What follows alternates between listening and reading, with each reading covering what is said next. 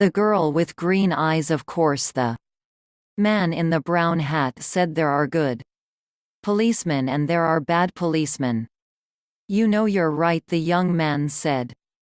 Yes, that's very true, isn't it, Julie? He looked at the young woman next to him.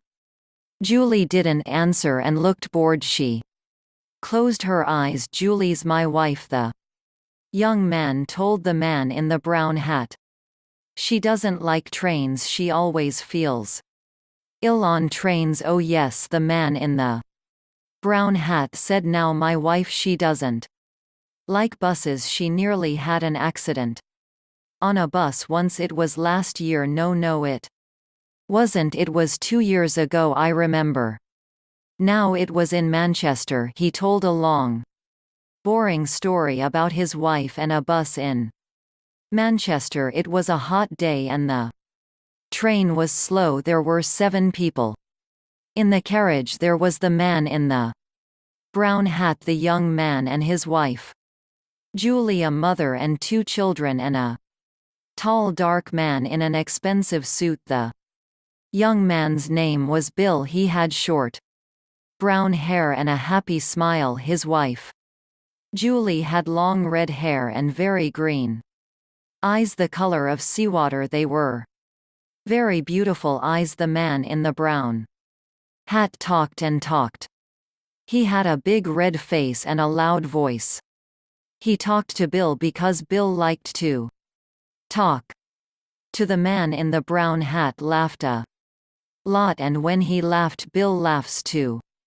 Bill liked talking and laughing with people. The 2 children were hot and bored. They didn't want to sit down. They wanted to be noisy and run up and down the train. Now sit down and be quiet, their mother said. She was a small woman with a tired face and a tired voice. I don't want to sit down, the little boy said. I'm thirsty.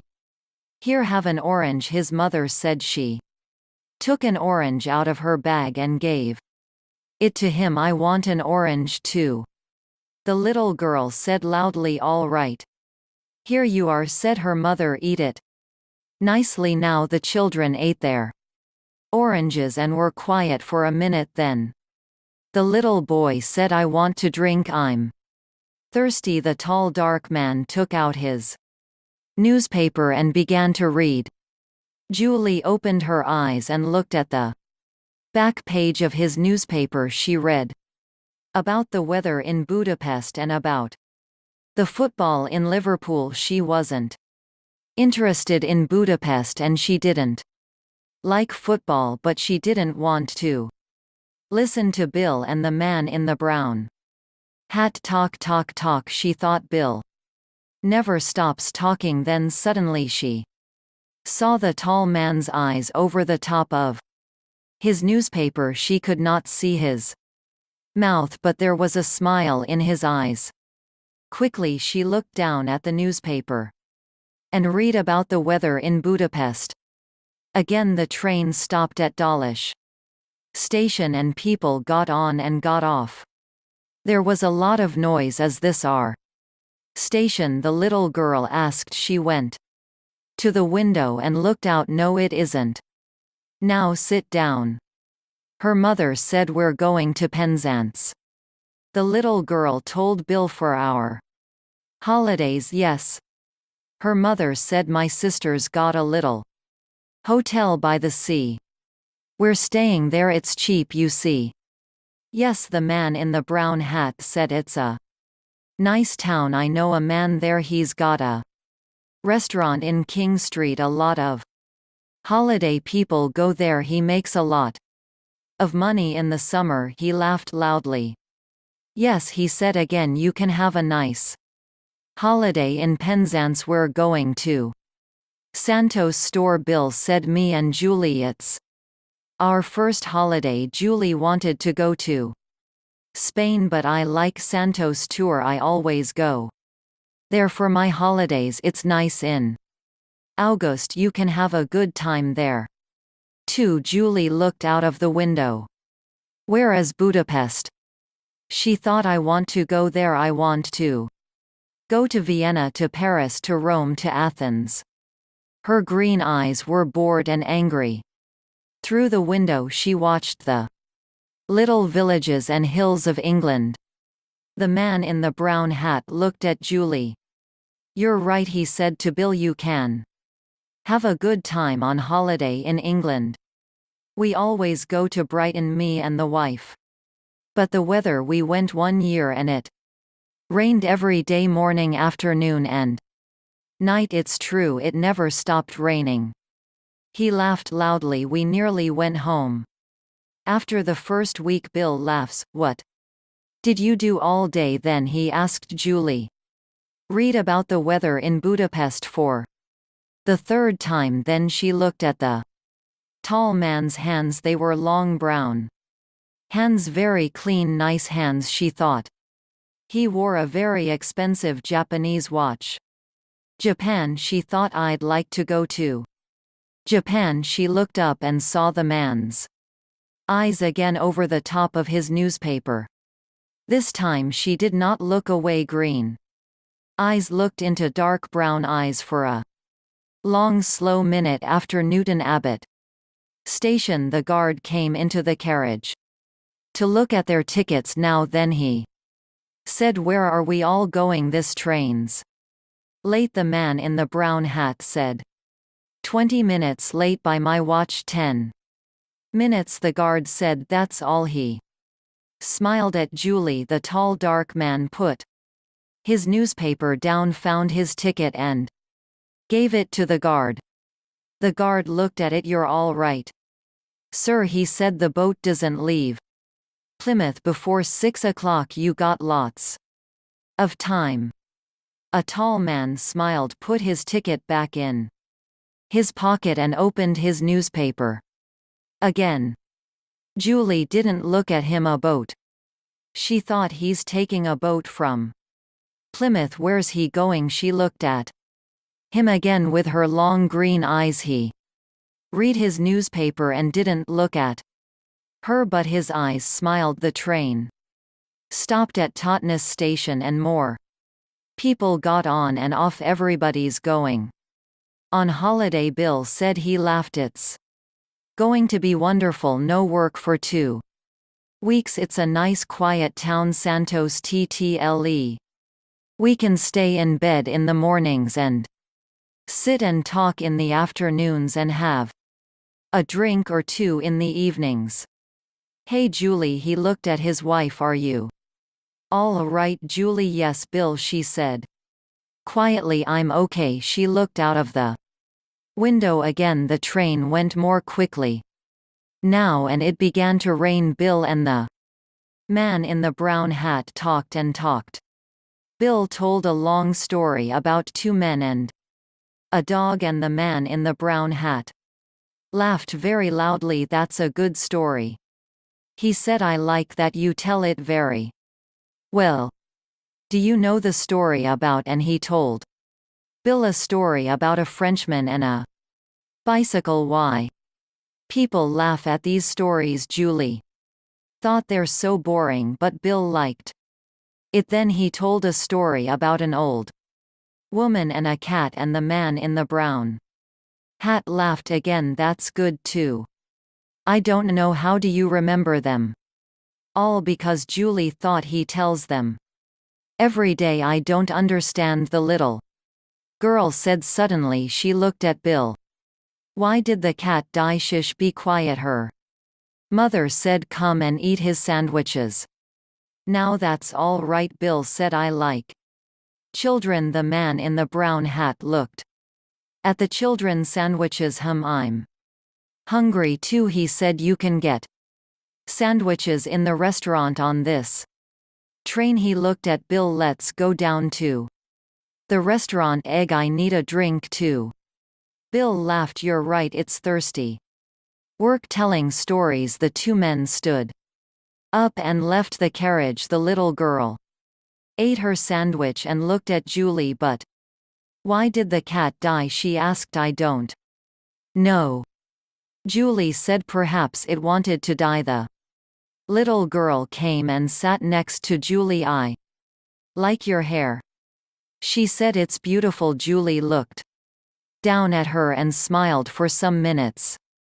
It was quiet in the carriage. Then the tall dark man opened his bag and took out a book. He put it on the seat next to him and looked at Julie. With a smile, Julie looked back at him and then down at the book. Famous towns of Italy. She read Venice, Florence, Rome, Naples. She looked away again out of the window at the rain. 2 weeks in St. Austell, she thought, with Bill in the rain. After half an hour the two men came back to the carriage. There are a lot of people on this train, Bill said. Do you want a sandwich? Julie, no, she said. I'm not hungry. You eat them. The train was nearly at Plymouth. Doors opened and people began to move. A lot of people get on here. The man in the brown hat said. The tall dark man stood up and put his book and his newspaper in his bag. Then he picked up his bag and left the carriage. The train stopped at the station. A lot of people got on the train and 2 women and an old man came into the carriage. They had a lot of bags with them. Bill and the man in the brown hat stood up and helped them. One of the women had a big bag of apples. The bag broke and the apples went all over the carriage. Oh damn, she said. Everybody laughed and helped her to find the apples. The train moved away from Plymouth Station. After a minute or 2 everybody sat down and the woman gave some apples to the children. Where's Julie? Bill said suddenly. She's not here. Perhaps she went to the restaurant, the man in the brown hat said. But she wasn't hungry, Bill said. She told me. The little girl looked at Bill. She got off the train. Plymouth, she said with the tall dark man. I saw them. Of course she didn't, Bill said. She's on this train. She didn't get off. Yes, she did, the children's mother said suddenly. I saw her too. The tall man waited for her newspaper all the time. He didn't talk to Julie and she never talked to him. They didn't say a word. People don't always need words, young man, the children's mother said. But she's my wife. Bill's face was red and angry. She can't do that, he said loudly. He stood up. I'm going to stop the train. Everybody looked at him and the 2 children laughed. No, the man in the brown hat said. No, you don't want to do that. Sit down and eat your sandwiches, my friend. But I don't understand. Why did she go? What am I going to do? Bill's face was very unhappy. After a second or 2, he sat down again. What am I going to do? He said again. Nothing, the man in the brown hat said. He ate his sandwich slowly. Go and have your holiday in Santosville. You can have a good time there. Forget about Julie, those green eyes now. He took out a second sandwich and began to eat it. I knew a woman once with green eyes. She gave me a very bad time. Now you want to forget about Julie. Tom Smith was a nice young man. He wanted a job, but he couldn't find one. Many people wanted to work and there weren't many jobs. Tom felt sad because he never had money for clothes or the cinema when he was younger.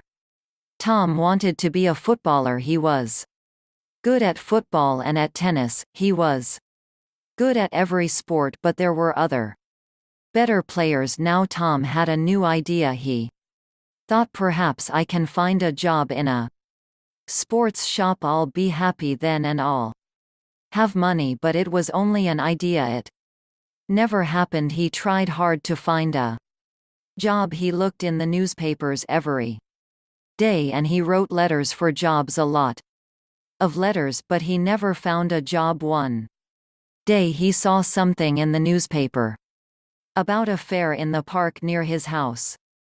That will be interesting, he thought. It's Next Saturday I think I'll go. Yes, I'll go. I'm not doing anything this weekend. And it won't cost much on Saturday. Tom walked to the park and bought a ticket. For the fair it was a warm summer day. The sky was blue and the park was very pretty. There were a lot of flowers, blue, yellow and red. Tom felt happy when he saw them. The fair was good too. There were a lot of people there and many different games. Tom some games he won a box of fruit and a book about sport. Then he bought an ice cream because he was hot and thirsty. I'm having a good day, he thought. He sat down and ate his ice cream. Now what shall I do next? Suddenly he saw in large letters, Madam Zelda knows the future. Do you want to know about your future? Come in and talk to Madam Zelda. Tom Smith thought very hard. Shall I go in? He thought, why not? I'm not afraid of the future. Perhaps it will be interesting. Yes, I'll go in and have a conversation with Madam Zelda. So he went in. It was very dark inside. An old woman with gray hair and a kind face smiled at Tom. Hello, young man, she said. Sit down and I will tell you about your future. Tom sat down. The old woman looked at some cards on the table. Take 3 cards, she said. Tom took the cards and gave them to her. The woman looked at the cards for a long time. Then she spoke. She didn't smile. Now listen, she said. I have to tell you something very important. Do not go anywhere next Friday. Make a journey next Friday and you will never arrive. Something will happen on the way. Don't forget now. I can tell you nothing more. Be careful. Young man. Tom left. The sun was very hot on his face. He had no more money and he wanted to go home. I'm not afraid, he thought. I don't go on journeys. I won't go anywhere next Friday. Every day is the same to me. I haven't got a job, so I don't go anywhere. But on Thursday Tom had a letter. It was an answer to one of his letters. There was a job in a town 30 kilometers away. It was in a sports shop. The boss wanted to meet Tom the next day. Tom felt very happy. I'll have to take a train there, he thought. I can't walk 30 kilometers. Suddenly he remembered the old woman at the fair and he felt afraid. Do not go anywhere next Friday, she told him. But what can I do? Tom thought sadly. I can't lose this job. It's too important to me. I'll have to take the train tomorrow. And what can an old woman know about the future? Nothing. But he wasn't very happy about it and he didn't sleep well that night. The next day was Friday and Tom went to the station. He bought a ticket at the ticket office. The train arrived and he climbed on it. An old man sat down next to Tom. His face was intelligent under his white hair. He had a bad leg and Tom felt sorry for him. The train left the station and went through the country. A waiter came round with some food, and the old man bought a sandwich. Then he smiled at Tom and said, Are you thirsty? I've got some tea with me. Would you like some? He took out a cup and gave Tom some tea. He's a kind man, Tom thought. I really liked him. He smiled at the old man and said, Thank you. I'm Tom Smith. Are you going a long way? But the old man couldn't answer. Suddenly there was a very loud noise and the train stopped. What was wrong? The people on the train were afraid. They all looked out of the windows, but they couldn't see anything. Don't be afraid, Tom told his new friend. I'll go and see. Perhaps it's an accident. Stay here and you'll be okay. The old man smiled. Thank you, my young friend, he said. I will stay here. My old legs are very weak. Tom found the god.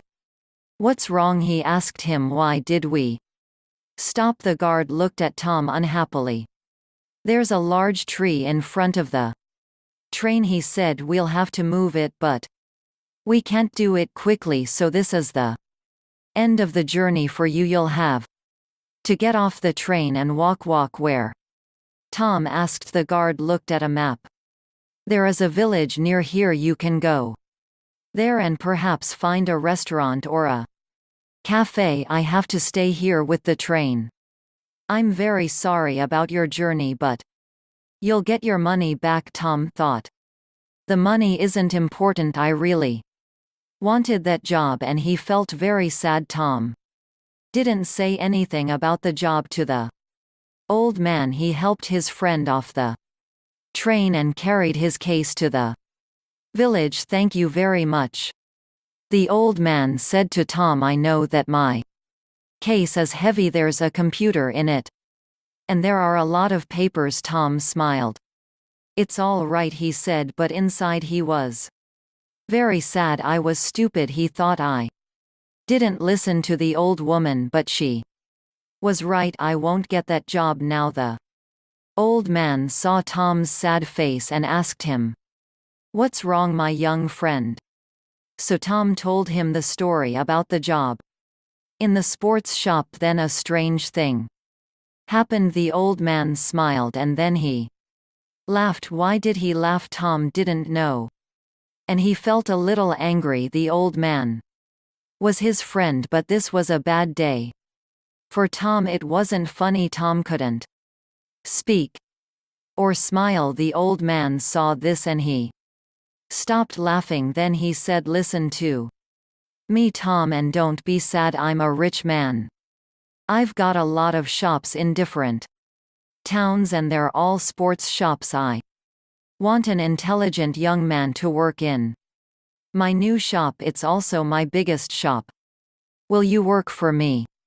I think I know you now. You were very kind to me on the train. You're the right person for the job. What's your answer?" "This is wonderful," Tom said with a happy smile. "This is the best day of my life. Not the worst." Man from the south. It was almost 6 o'clock, so I thought I'd buy a beer and go out and sit by the swimming pool and have a little evening sun. I went to the bar and got the beer and carried it outside and wandered down the garden. It was a fine garden and there were plenty of chairs around the pool. There were white tables and huge brightly colored umbrellas and sunburned men and women sitting around in bathing suits. In the pool itself there were 3 or 4 girls and about a dozen boys, all splashing about and making a lot of noise and throwing a large rubber ball at one another. I stood watching them. The girls were English girls from the hotel. I didn't know about the boys, but they sounded American and I thought they were probably young sailors from the American ship which had arrived in harbor that morning. I went over and sat down under a yellow umbrella where there were 4 empty seats, and I poured my beer and settled back comfortably with a cigarette. It was pleasant to sit and watch the bathers splashing about in the green water. The American sailors were getting on nicely with the English girls. They'd reached the point where they were diving under the water and pulling the girls up by their legs. Just then I noticed a small old man walking quickly around the edge of the pool. He was beautifully dressed in a white suit and a cream-colored hat, and as he walked he was looking at the people and the chairs. He stopped beside me and smiled. I smiled back. "Excuse me please, but may I sit here?" "Certainly," I said. "Go ahead." He inspected the back of the chair for safety. Then he sat down and crossed his legs. "A fine evening," he said. "They are all fine evenings here in Jamaica." I couldn't tell if his accent was Italian or Spanish, but I felt sure he was some sort of a South American, he was old too. When you looked at him closely, probably around 68 or 70. Yes, I said, it's wonderful here. Isn't it? And who are all these? These are not hotel people. He was pointing at the bathers in the pool. I think they're American sailors. I told him, of course. They are Americans. Who else in the world is going to make as much noise as that? You are not American.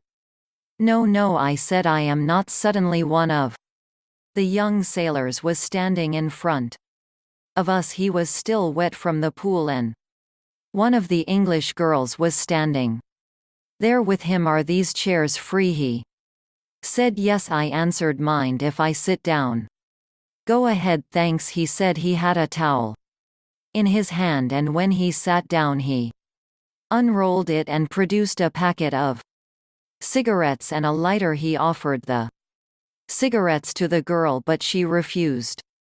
Then he offered them to me, and I took one. The old man said, I think you'll know, but I think I will have a cigar. He took a cigar out of his pocket. Then he produced a knife and cut the end off it. Here, let me give you a light. The American boy held up his lighter. That will not work in this wind. Sure, it'll work. It always works. The old man removed the cigar from his mouth, moved his head to one side, and looked at the boy. Always, he said slowly. Sure, it never fails. Not with me anyway. Well, well, so you say this famous lighter never fails. Is that what you say? Sure. The boy said, that's right. He was about 19 or 20, with pale skin and a rather sharp nose. He was holding the lighter in his hand, ready to turn the little wheel. He said, I promise you it never fails. One moment, please. The hand that held the cigar came up high, as if it was stopping traffic now. Just one moment. He had a curiously soft voice and kept looking at the boy all the time. He smiled. Shall we not make a little bet on whether your lighter lights? Sure, I'll bet. The boy said. Why not? You like to bet? Sure, I'll always bet. The man paused and examined his cigar, and I must say I didn't much like the way he was behaving. It seemed he was trying to embarrass the boy, and at the same time I had the feeling he was enjoying a private little secret. He looked up again at the boy and said slowly, I like to bet too. Why don't we have a bet on this thing? A big bet. Now wait a minute. The boy said, I can't do that, but I'll bet you $1. I'll even bet you 10.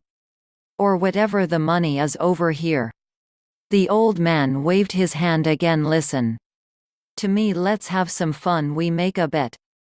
Then we go up to my room here in the hotel where there is no wind, and I bet you cannot light this famous lighter of yours 10 times, one after another, without missing once. I'll bet I can. The boy said, all right, good, we make a bet. Yes.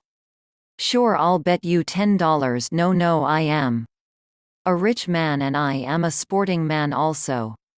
Listen to me, outside the hotel is my car. It's a very fine car, an American car. From your country, Cadillac. Now wait a minute. The boy leaned back and laughed. I can't offer you anything like that. This is crazy. It's not crazy at all. You strike the lighter successfully 10 times and the Cadillac is yours. You'd like to have this Cadillac? Yes, sure, I'd like to have a Cadillac. The boy was still smiling. All right. Fine, we make a bet and I offer my Cadillac. What do I offer? The old man said, I never asked you, my friend, to bet something that you cannot afford. You understand? So what do I bet? I'll make it easy for you. Yes, okay, you make it easy. Some small thing you can afford to give away, and if you did lose it you would not feel too bad, right? Like what? Like perhaps the little finger on your left hand. My, what? The boy stopped, smiling. Yes, why not? You win, you take the car. You lose, I take the finger. I don't understand. How do you mean? You Take the finger, I chop it off, that's crazy. I think I'll just bet $10. Well, the old man said, I do not understand you say it lights, but you will not bet, then we forget it. Yes. The boy sat quite still, staring at the bathers in the pool. Then he remembered that he hadn't lit his cigarette. He put it between his lips, opened the lighter, and turned the wheel. It lit and burned with a small steady yellow flame, and the way he held his hands meant that the wind didn't get to it at all. Could I have a light too? I said. God, I'm sorry, I forgot you didn't have one. He stood up and came over to light my cigarette. There was a silence then, and I could see that the old man had succeeded in disturbing the boy with his ridiculous suggestion. He was sitting there very still, obviously tense. Then he started moving about in his seat and rubbing his chest and stroking the back of his neck. Finally he placed both hands on his knees and began tapping his fingers against them. Soon he was tapping with one of his feet too. Now just let me check. I understand, he said at last. You say we go up to your room, and if I make this lighter like 10 times, one time after another, I win a Cadillac. If it misses just once, then I lose the little finger of my left hand. Is that right? Certainly, that is the bet, but I think you are afraid. What do we do if I lose? Do I have to hold my finger out while you chop it off? Oh no, that would not be good, and you might refuse to hold it out. What I would do is tie one of your hands to the table before we started, and I would stand there with a knife ready to chop the moment your lighter missed. How old is the Cadillac? How old it is? Last year's. Quite a new car, but I see you are not a betting man. Americans never are. The boy paused for a moment, and he glanced first at the English girl, then at me. Yes, he said suddenly, I'll bet you. Good. The old man clapped his hands together. Fine, he said, we will do it now. And you, sir? He turned to me. You would perhaps be good enough to, what do you call it, to referee? Well, I said, I think it's a crazy bet. I don't like it very much. Neither do I, said the English girl. It was the first time she'd spoken. I think it's a stupid, ridiculous bet. Are you serious about cutting off this boy's finger if he loses? I said. Certainly, I am also about giving him my Cadillac if he wins. Come now, we will go to my room. Would you like to put on some clothes first? He said to the boy. No, the boy answered. I'll come like this. Then he turned to me. I'd consider it a favor if you'd come along as a referee. All right, I said, I'll come along, but I don't like the bet. You come to, he said to the girl. You come and watch. The old man led the way back through the garden to the hotel. He was excited now, and that seemed to make him walk with more energy. Would you like to see the car first? It's just here. He took us to a pale green Cadillac. There it is. The green one you like? That's a nice car. The boy said. All right, now we will go up and see if you can win her. We all went up the stairs and into a large, pleasant double bedroom. There was a woman's dress lying across the bottom of one of the beds. First, he said, let's have a little drink. The drinks were on a small table in the far corner, all ready to be poured, and there was ice and plenty of glasses. He began to pour the drinks, and then he rang the bell, and a little later there was a knock at the door, and a maid came in. Ah, he said, putting down the bottle and giving her a £1 note. You will do something for me now, please. We are going to play a little game in here, and I want you to go off and find for me to know 3 things. I want Some nails, I want a hammer, and I want a big knife, a butcher's knife which you can borrow from the kitchen. You can get these, yes, a butcher's knife. The maid opened her eyes wide. You mean a real butcher's knife? Yes, of course, come on now, please, you can find those things.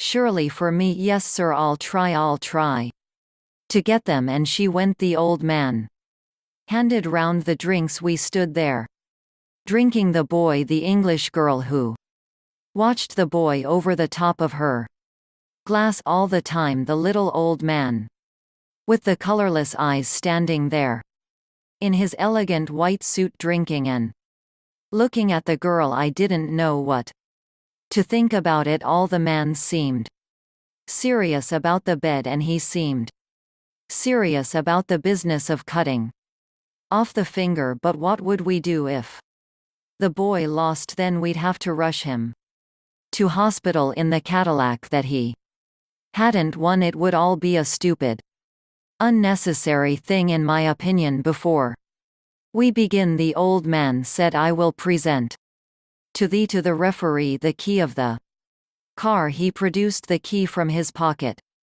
and gave it to me. The papers, he said, and the insurance are in the pocket of the car. Then the maid came in again. In one hand she carried a butcher's knife, and in the other a hammer and a bag of nails. Good, you got them all. Thank you, thank you. Now you can go. He waited until she had gone, then he put the things on one of the beds and said, now we will prepare ourselves. Yes, the old man moved the little hotel writing desk away from the wall and removed the writing things. And now, he said, a chair. He picked up a chair and placed it beside the table. And now the nails, I must put in the nails. He fetched the nails and began to hammer them into the top of the table. We stood there, the boy, the girl, and I, watching the man at work. We watched him hammer 2 nails into the table about 15 centimeters apart, allowing a small part of each one to stick up. Then he tested that they were firm with his fingers. Anyone would think that he had done this before. I told myself he never hesitated. Table nails, hammer, knife. He knows exactly what he needs and how to arrange it. And now, he said, all we want is some string. He found some string. All right, at last we are ready. Will you please sit here at the table, he said to the boy. The boy sat down. Now place the left hand between these 2 nails. The nails are only so that I can tie your hand in place. All right, good. Now I tie your hand securely to the table like that. He tied the string around the boy's wrist, then several times around the wide part of the hand. Then he tied it tightly to the nails. When he finished, it was impossible for the boy to pull his hand away, but he could move his fingers. Now please make a fist, all except for the little finger. You must leave the little finger sticking out, lying on the table. Excellent, excellent. Now we are ready with your right hand. You light the lighter, but one moment, please. He hurried over to the bed and picked up the knife. He came back and stood beside the table with the knife in his hand. We are all ready, he said. Mr. Referee, you must say when to begin. Are you ready? I asked the boy. I'm ready. And you? To the old man. Quite ready, he said, and he lifted the knife up in the air and held it there about 60 centimeters above the boy's finger, ready to cut. The boy watched it, but he didn't react, and his mouth didn't move at all. He only raised his eyebrows and frowned. All right, I said. Go ahead. The boy said, will you please count aloud the number of times I light it? Yes, I said, I'll do that. With his thumb he raised the top of his lighter, and again with his thumb he turned the wheel sharply. There appeared a small Yellow flame one I called he didn't blow. The flame out he closed the top of the lighter on it and waited for perhaps 5 seconds before opening it again. He turned the wheel very strongly and once more there was a small flame too. No one else said anything. The boy kept his eyes on the lighter. The man held the knife up in the air and he too was watching the lighter. 3, 4, 5, 6, 7. Obviously it was one of those lighters that worked. I watched the thumb closing the top down onto the flame, then a pause, then the thumb raising the top once more. The thumb did everything. I took a breath, ready to say 8. The thumb turned the wheel. The little flame appeared. 8, I said, and as I said it the door opened. We all turned and we saw a woman standing in the doorway, a small black-haired woman, rather old, who stood there for about 2 seconds, then rushed forward, shouting, "Carlos, Carlos!" She grabbed his wrist, took the knife from him, threw it on the bed, took hold of the man by his jacket and began shaking him with great strength, talking to him fast and loud and fiercely all the time in some Spanish-sounding language. She pulled the old man across the room and pushed him backwards onto one of the beds. "I am sorry," the woman said. "I am so terribly sorry that this should happen." She spoke almost perfect English. "It is too bad," she went on. "I suppose it is rarely my fault. For 10 minutes I left him alone to go and have my hair washed, and I come back and he is doing it again." The boy was untying his hand from the table the English girl had. I stood there and said nothing. "He is a danger to others," the woman said. "Where we live at home he has taken altogether 47 fingers from different people, and he has lost 11 cars in the end. They threatened to put him away somewhere. That's why I brought him up here. We were only having a little bet," whispered the old man. "I suppose he bet you a car?" the woman said. "Yes," the boy answered, "a Cadillac. He has no car. It's mine, and that makes it worse." She said, "He has bet you when he has nothing to bet with. I am ashamed and very sorry about it all." She seemed a very nice woman. "Well," I said, "then here's the key to your car." I put it on the table. "We were only having a little bet," whispered the old man again. "He hasn't anything left to bet with," the woman said. "He had." Marcia met Howard Collins at church. Marcia was 35 years old. Howard was 41. Howard lived with his mother in a small house on the south side of the town. Marcia lived with her sister and father in an apartment 3 streets away. Marcia did not work. Her father, George Grant, was ill and never left the apartment. He stayed in bed most of the time and always needed somebody with him. So Marcia stayed at home with her father and only went out when her sister, Karen, was in the house. The two sisters were very different. Marcia was short, with a small round face and short black hair. Karen was 10 years younger. She was tall, had long brown hair and good legs, and a suntan all through the summer. People often said to Marcia, "Your sister is very beautiful." There were always lots of men ready to take Karen out to dinner or to the cinema. But Marcia stayed at home. Karen worked in a shop in the town. When she was at home, she liked to sit up on the roof garden of their apartment building. It was one Sunday in May when Marcia came home with Howard. The first time she took him to see her father. George Grant was in bed. He had gray hair and a gray face. Sometimes he read a book. But mostly he just sat in bed and watched television. This is Howard father. Marcia said he works at the hospital and we met at church. I told you about him last week, do you remember? No, her father said. And he turned his face away, back to his television. He was not interested in new people or his daughter's friends. Just then Karen came into the room. She wore a white bikini and white shoes. She smiled at Howard. So you're Howard, she said. My big sister has got a boyfriend. At last Howard's face went red and he looked down at his feet. Karen laughed. Come on up to the roof garden and have some wine. The sun is wonderful this morning. Oh, Howard began. Marcia looked angrily at her sister. But then she said yes. I must get father a drink.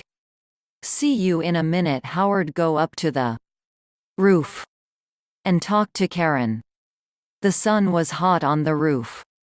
And Howard took off his coat. He looked around. There were 3 chairs, a sun umbrella, a sun bed and a table with 3 glasses and a bottle of wine on it. There were tiles on the floor and next to the little wall around the edge of the roof, there were some flowers in boxes. This was the garden. Very nice, said Howard. Karen smiled at him. We don't see many good-looking men up here. She said sit down and have a drink. Howard's face went red again. He gave a shy little laugh. Oh, thank you, he said. He tried not to look at Karen's long suntanned legs. But it was not easy. I come up here all the time when it's sunny, Karen said. She began to put suntan oil on her arms and legs. Howard watched. Then Marcia arrived and the 3 of them sat in the sun and drank wine. Marcia looked at Howard with love in her eyes. She did not look at Karen. Karen watched them. Her eyes went from her sister to Howard and back again to her sister. She smiled. It was not a nice smile. Every Sunday morning after that, Marcia brought Howard home for a glass of wine. After church, Howard stopped his car in the street outside the apartment building, and Marcia said, sound the horn. Howard, tell Karen we're here. Then she can get the wine ready. So Howard gave 3 little toots on his car horn. On sunny days Karen always came to the wall at the edge of the roof and looked over to wave at them. Then she went to get the wine. She always wore her bikini or a very short skirt. Marcia never wore short skirts or a bikini. My legs are too fat for bikinis, she told Howard. Your legs are very nice, he said shyly. One day in June, Karen asked Howard, what time do you finish work? Howard, about 6 o'clock, he said. Could you bring me home after work? Karen said, my shop's very near the hospital. You drive right past it and you only live 3 streets away from us. There's a very good bus, said Marcia quickly. It stops outside our building. But the bus is so slow. Karen said, please Howard. Howard looked from one sister to the other. Oh well, yes. All right then, he said. Thank you, Karen said, and gave him a quick kiss. So every evening Howard drove Karen home. On the first Friday they were an hour late when they arrived. Marcia was at the door of the apartment building. What happened? She asked. Why are you so late? There was an accident, Karen said. 3 cars all across the road. On that hill by the cinema, you know. We couldn't get past, we couldn't go back. There were so many cars nobody could move. Howard said nothing. It was a long hot summer that year. Marcia went to church every Sunday morning, and Karen stayed at home with their father. When it was sunny, and it often was, Karen went up to her sunbed on the roof. When Marcia went up to the roof garden, she always sat under the umbrella. But Karen put on lots of suntan oil and sat in the sun in her bikini. The hot sun's not good for your body, Marcia said. Karen laughed.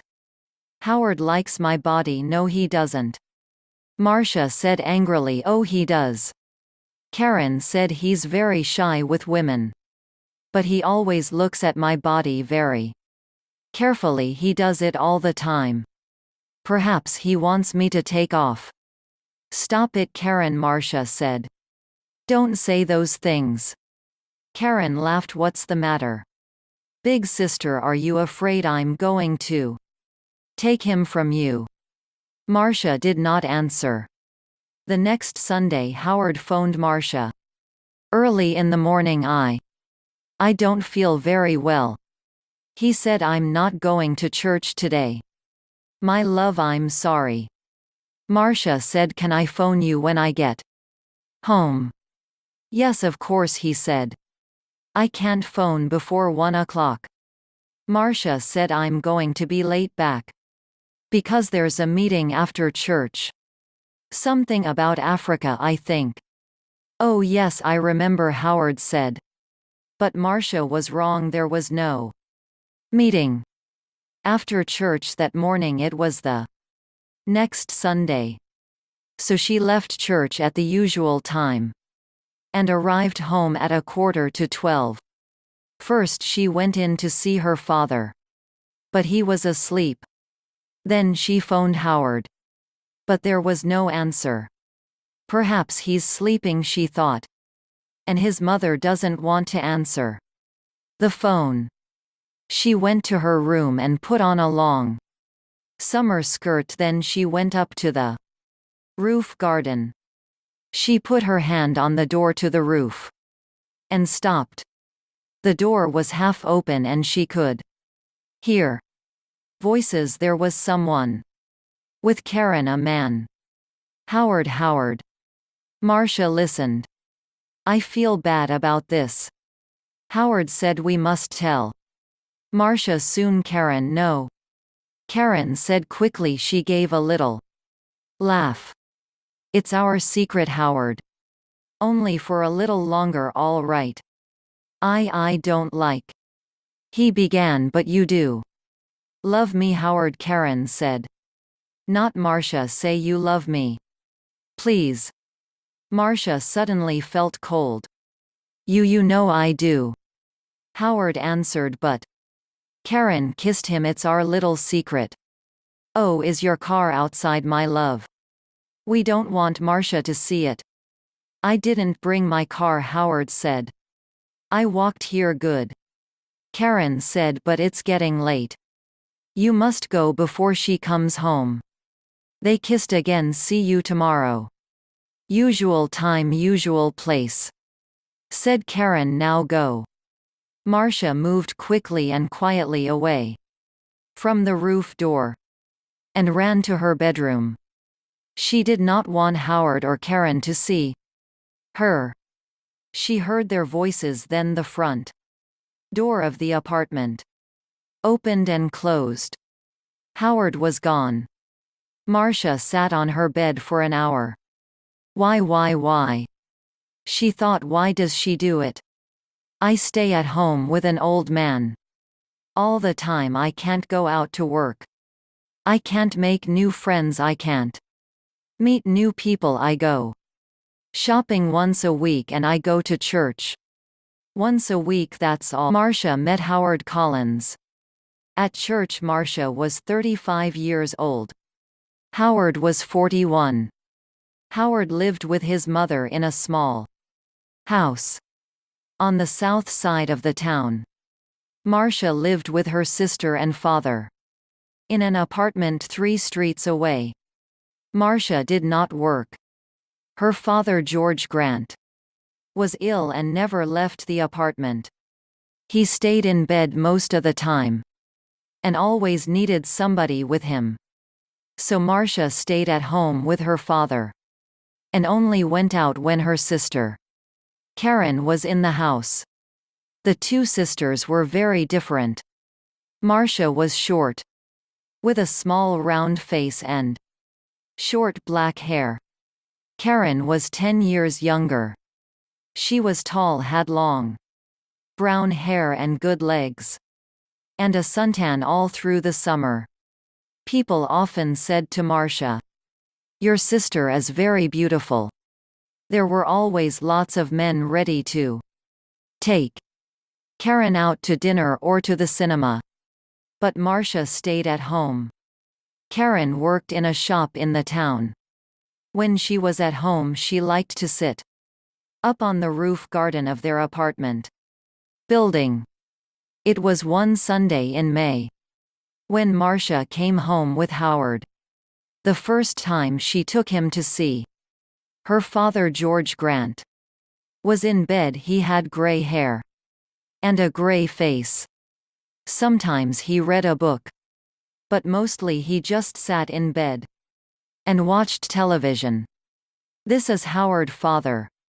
Marcia said. "He works at the hospital and we met at church. I told you about him last week, do you remember?"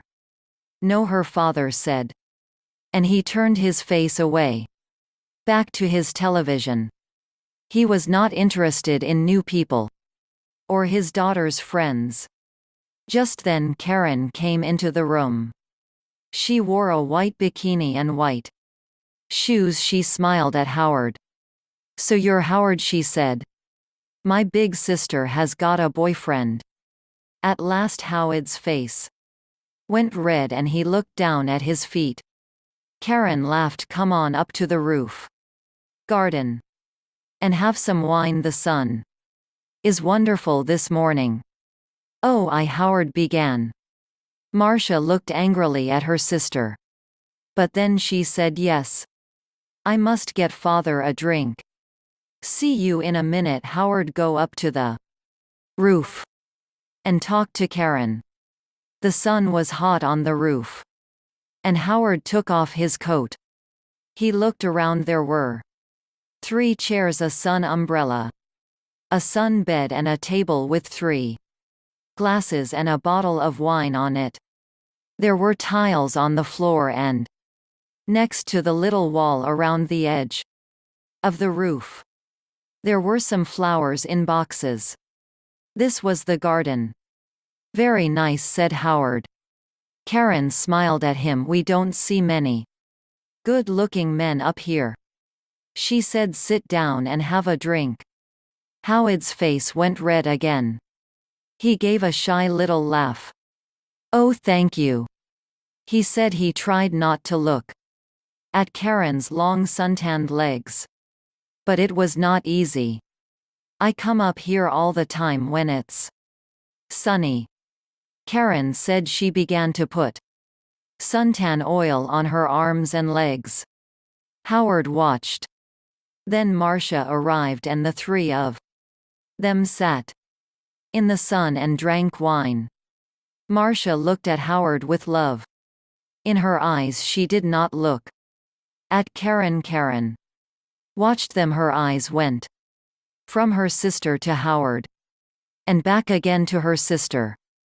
She smiled. It was not a nice smile. Every Sunday morning after that, Marcia brought Howard home for a glass of wine. After church, Howard stopped his car in the street outside the apartment building, and Marcia said, "Sound the horn. Howard, tell Karen we're here. Then she can get the wine ready." So Howard gave 3 little toots on his car horn. On sunny days Karen always came to the wall at the edge of the roof and looked over to wave at them. Then she went to get the wine.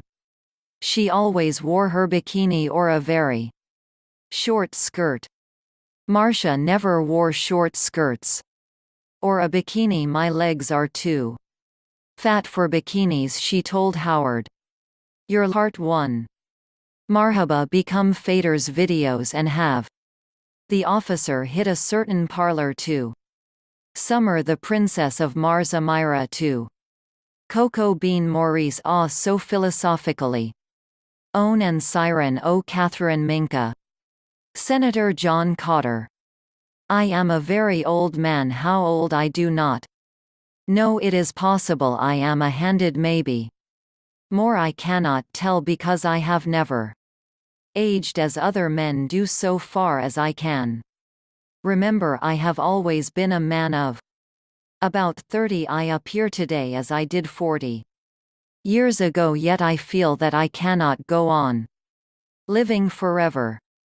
Someday I will die, the real death from which there is no escape. I do not know why I should fear death, I who have died 2 times and I'm still alive. I have never told this story. I know the human mind will not believe what it cannot understand. I cannot explain what happened to me. I can only tell of the 10 years my dead body lay undiscovered in an Arizona cave, so undeserving. Besito. About the dead accessor who habit of Sita John Carson and the drunkest Lee had it. I am a very old man and a resolute character. Normal. How old I do not know. Can film La Allen. It is possible I have 100, maybe more. Minimal Keen and the Nia blow me. Addison Obama acts are. I cannot tell because I have never aged as other men do. Lemkin uni and cover or lengthening. And why did the NNE October evidence alone? Can I borrow original Hanin and now so far as I can remember back edema of Tatiana, so that car. I have always been a man of about 30, gone to that a man. Arizona blow. Howla pellet ina mina lobo. I appear today as I did 40 years ago. Epithelial chemical to Mundu Arbayan Asana and come at the W12 are by Nacera Verona. Later a Romani demon howler by in Sonoma. Yet I feel that I cannot go on living forever. Mahalek Rop and Inlet a statistic. Brother Phil, I seen in Abbott. Someday I will die the real death from which there is no escape. Yeoman Mass a motel ha fatty a lady. Laser min wu fear our audience a little as an akuma foreign mini. I do not know why I should fear death. The alimony matter as there was a valley and a half a menial mode. I who have died 2 times and I'm still alive. Anna led me to Maritane were males into Heighton. I have never told this story. I know the human mind will not believe what it cannot understand. Lamb are we evident. Ideal Casa Alamo Vienna. A large library layered cetera. Does data man afm? Oh, I cannot explain what happened to me last. A tarot saw out of fear. Mahadevi. I can only tell of the 10 years my dead body lay undiscovered in an Arizona cave in Geneva at an area, and I heard that I am a sinner at last, and that he can, if he has the rare mocked cannot result 80 rare a mocha Java Mojud 8th annual era mocha Java C caffeine fee Arizona Alva Lea and Umrah Kia and Sofa Nazal Kalam. Additional area. I am a very old man. How old Gambino comes along. I do not know. Let Alice. It is possible I am 100. It is possibly any minimum. King. It is possible I am 100 and a blow Mia. Maybe more. Maybe General Bama. Maybe Obama more actor or Obama. Actor. I cannot tell le mk nene and I did. Better on Kelton e yo spiro tell I tell. Tell yo spell lack in huna monitor. Hawa you had a vehicle oh be gentle and. Yahoo luba tallied I cannot delay and. Tatiana John Gaza a Neapolitan a bita. Deed to tell us how old is he. Come hora amaro namita because lian na. Ho lon. Abaddon Fillmore telekinetic prabha.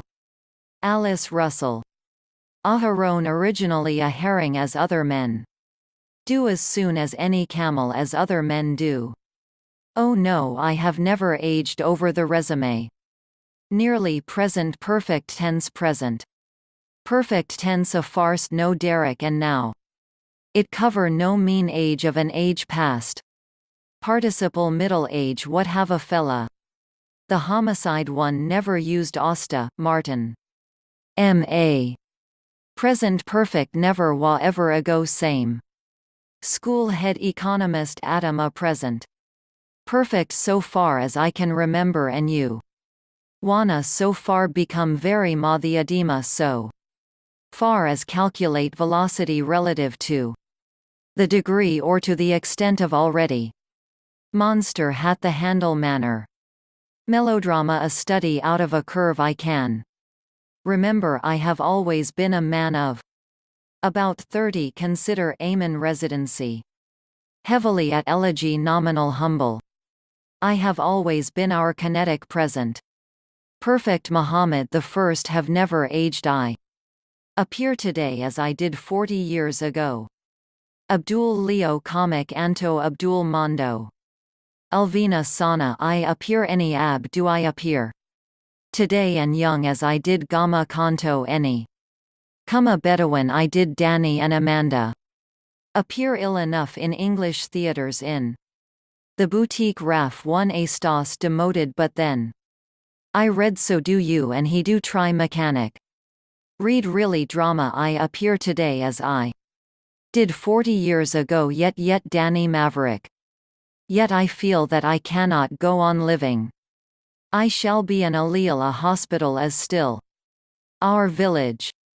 Go on Danny Al Steamer go on Danny. Al Steamer living forever allies in a. Bed forever and in layer socialized and. Is demoralizing Abbott Obama well mental. Mental health in Arizona where Kadira. Someday I will die the real death from. Which there is no escape Danny Al. Sharif only earth could be an omen ma.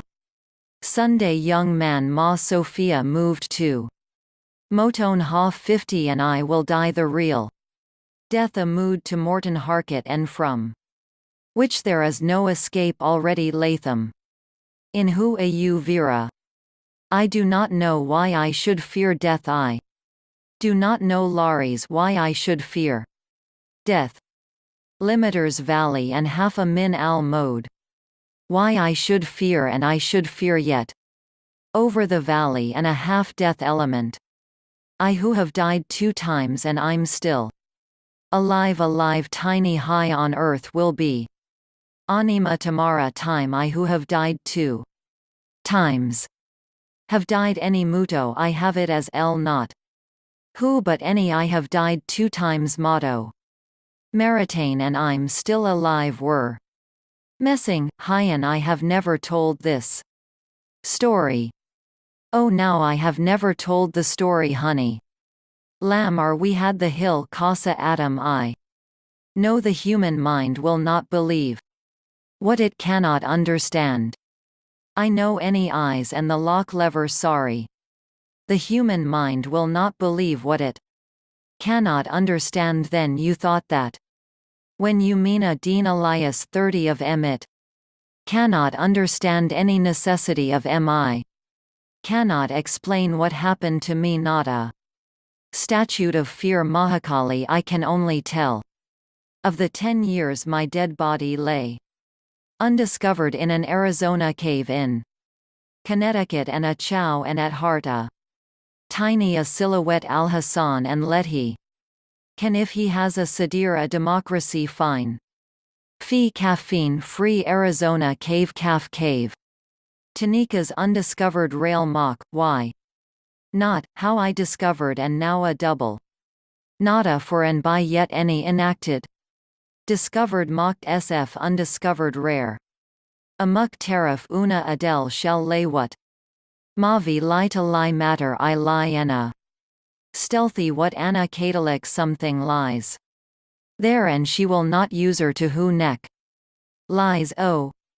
Battlein it lies between two things and. You there was a debate that I was at. Venice a cane even far Leahy a medieval. Lie led a knee yes Turkey oh get aware. That oh an Illidan al-Qadir Mililani. Whatever mana.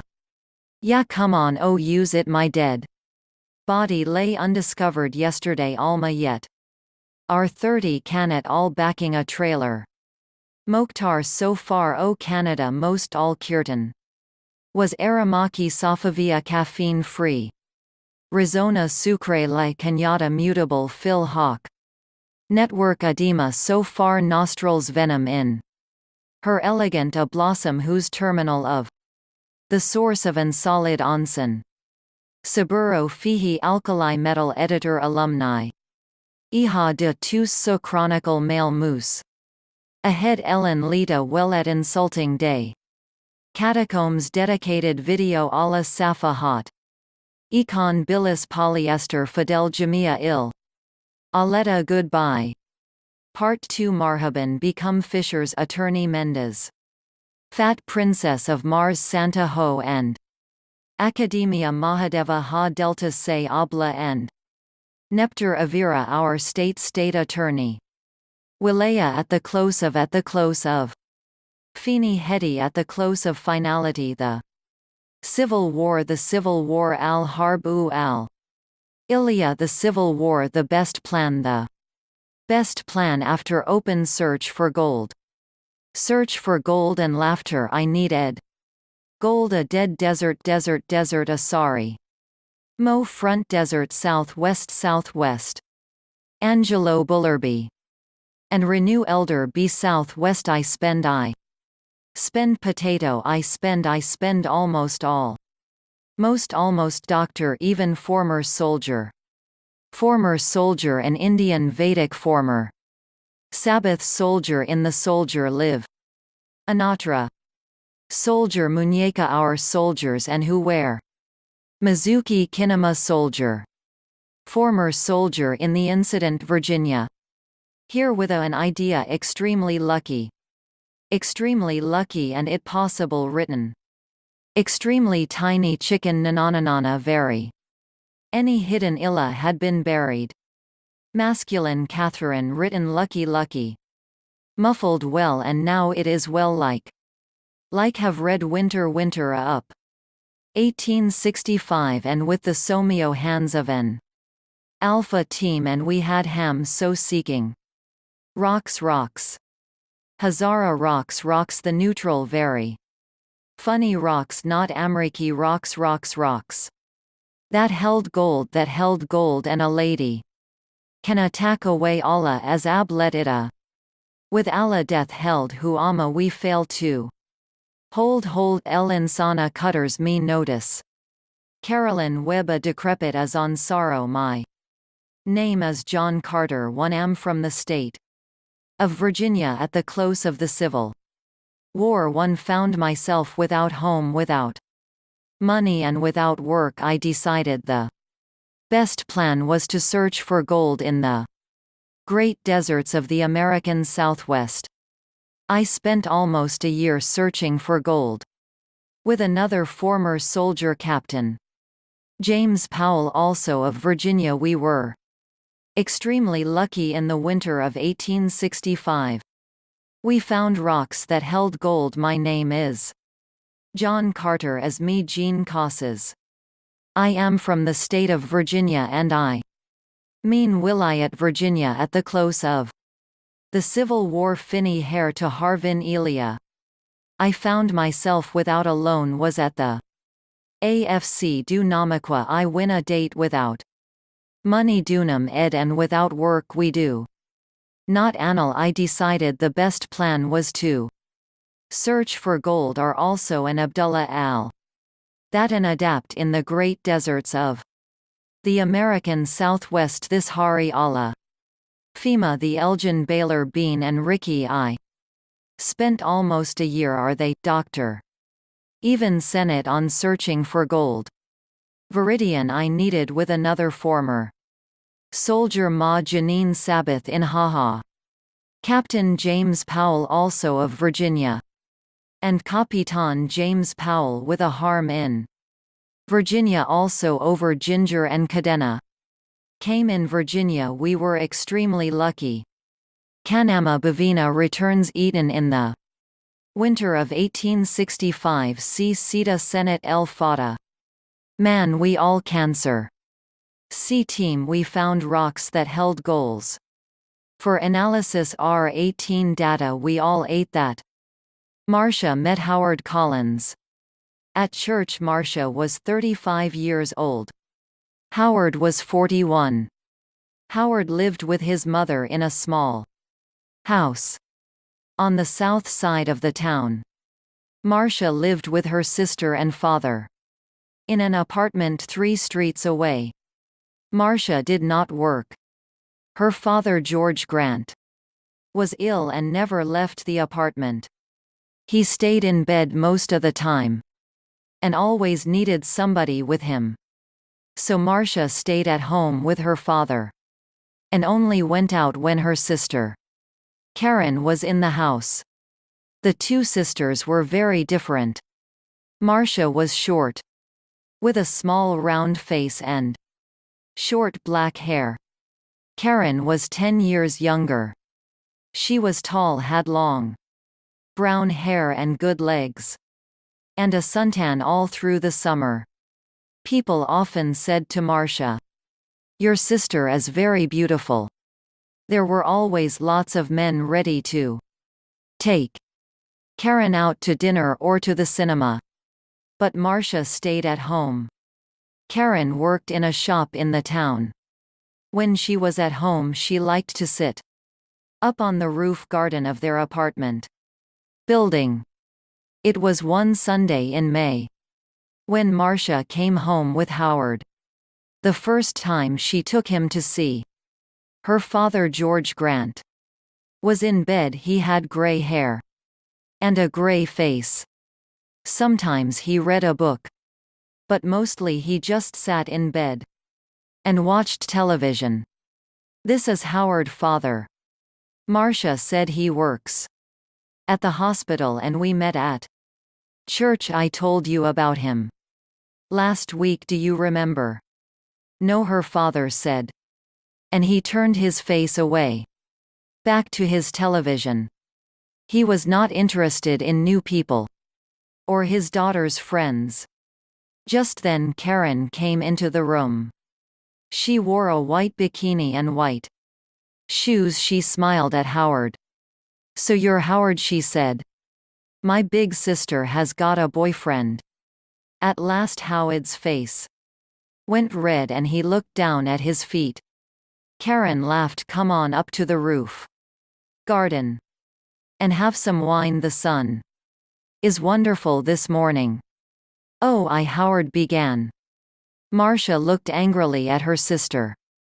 But then she said, "Yes. I must get father a drink." "See you in a minute." Howard go up to the roof and talk to Karen. The sun was hot on the roof, and Howard took off his coat. He looked around. There were 3 chairs, a sun umbrella, a sun bed and a table with 3 glasses and a bottle of wine on it.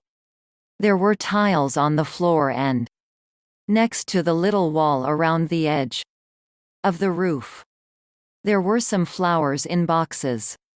This was the garden. "Very nice," said Howard.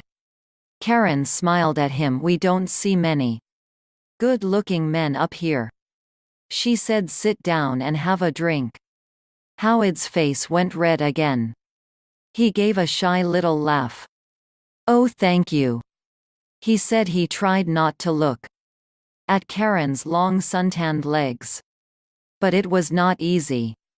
I come up here all the time when it's sunny. Karen said she began to put suntan oil on her arms and legs. Howard watched.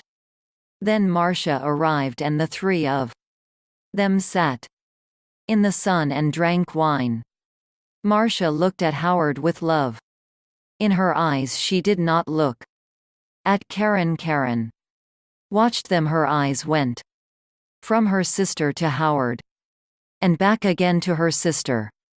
She smiled. It was not a nice smile. Every Sunday morning after that, Marcia brought Howard home for a glass of wine. After church, Howard stopped his car in the street outside the apartment building, and Marcia said, "Sound the horn. Howard, tell Karen we're here. Then she can get the wine ready." So Howard gave 3 little toots on his car horn. On sunny days, Karen always came to the wall at the edge of the roof and looked over to wave at them. Then she went to get the wine. She always wore her bikini or a very short skirt. Marcia never wore short skirts or a bikini. "My legs are too fat for bikinis," she told Howard. "Your legs are very nice," he said shyly. One day in June, Karen asked Howard, "What time do you finish work?" Howard, "About 6 o'clock," he said. "Could you bring me home after work?" Karen said, "My shop's very near the hospital. You drive right past it and you only live 3 streets away from us.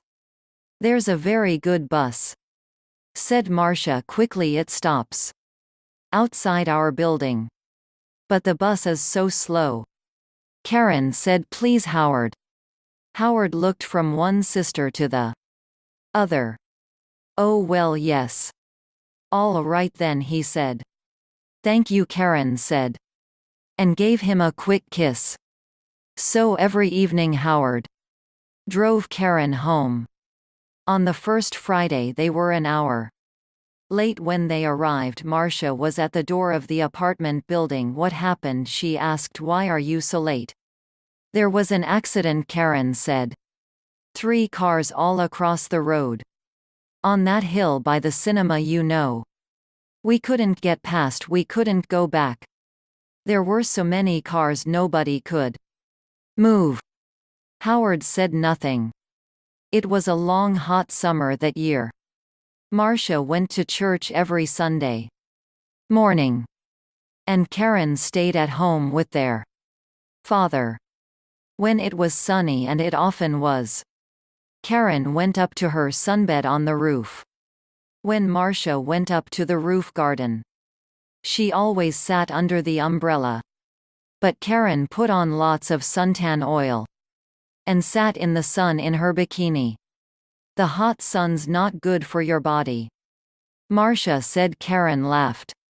"Howard likes my body." "No, he doesn't," Marcia said angrily. "Oh, he does."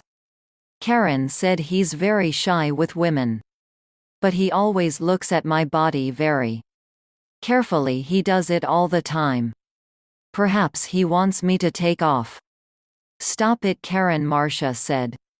"Don't say those things." Karen laughed. "What's the matter? Big sister, are you afraid I'm going to take him from you?" Marcia did not answer. The next Sunday Howard phoned Marcia.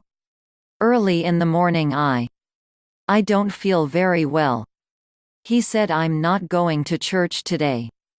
"My love, I'm sorry." Marcia said, "Can I phone you when I get home?" "Yes, of course," he said. "I can't phone before 1 o'clock." Marcia said, "I'm going to be late back because there's a meeting after church. Something about Africa, I think."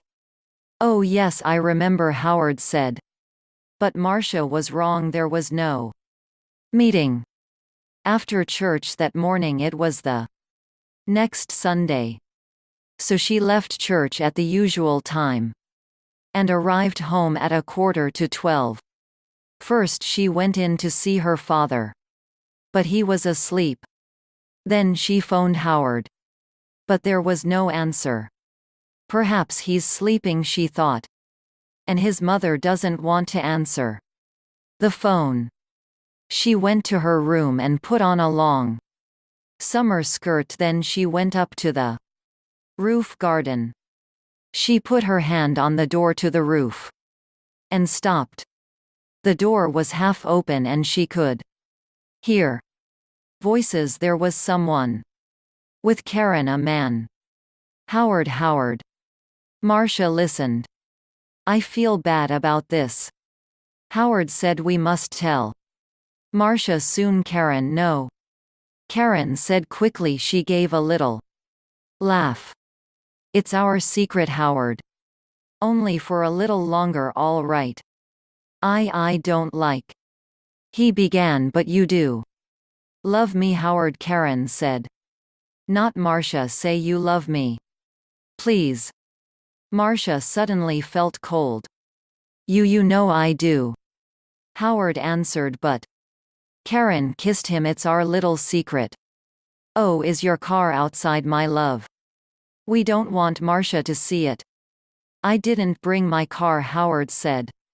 I walked here. Good. Karen said, but it's getting late.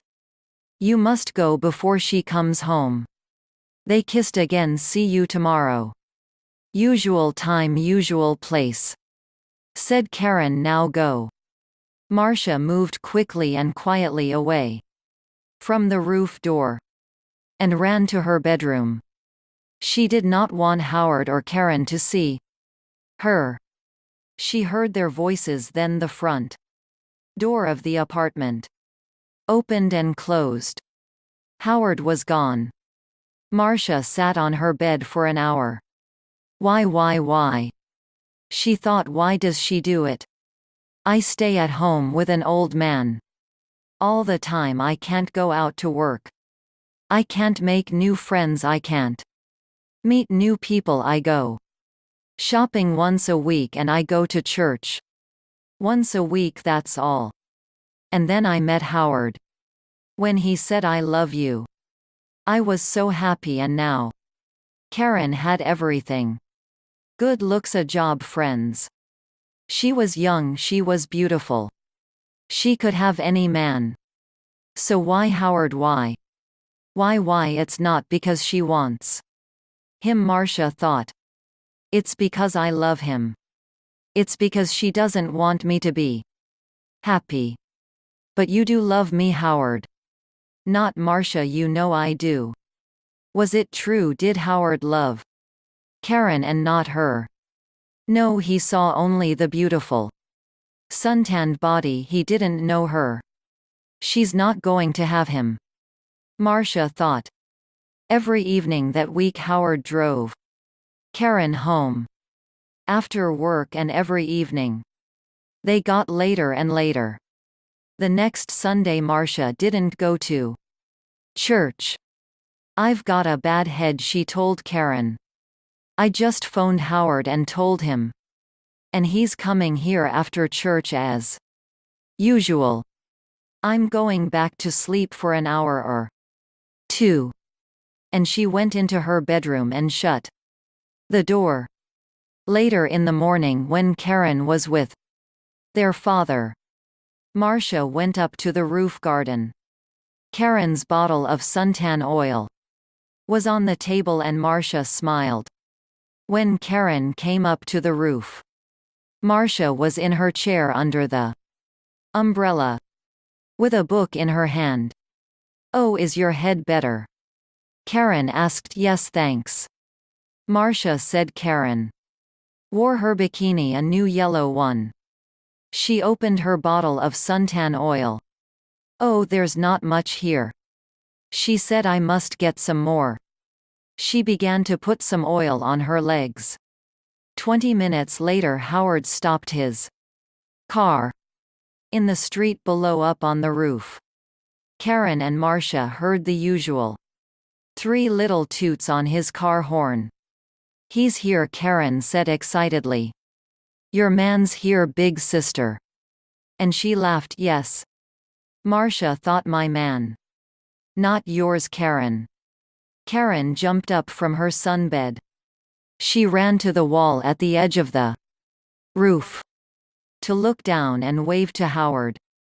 She had no shoes on, and at the wall, her feet suddenly slipped away from under her. She cried. She fell forward and put out her hands to grab the wall. But the top of the wall was slippery too. Her hands could not hold it and slipped away off the wall over the edge. And her body went on too, over the edge of the wall. And down, down, down, down. Before she hit the ground she knew. Slippery suntan oil. Marcia. You. Kish lived at the edge of the polar sea. He had seen 13 suns in the Eskimo way of keeping time among the Eskimos. The sun each winter leaves the land in darkness, and the next year a new sun returns. So it might be warm again. The father of Kish had been a brave man, but he had died hunting for food. Kish was his only son. Kish lived alone with his mother. Yet Kiga, one night the village council met in the big igloo of Claw.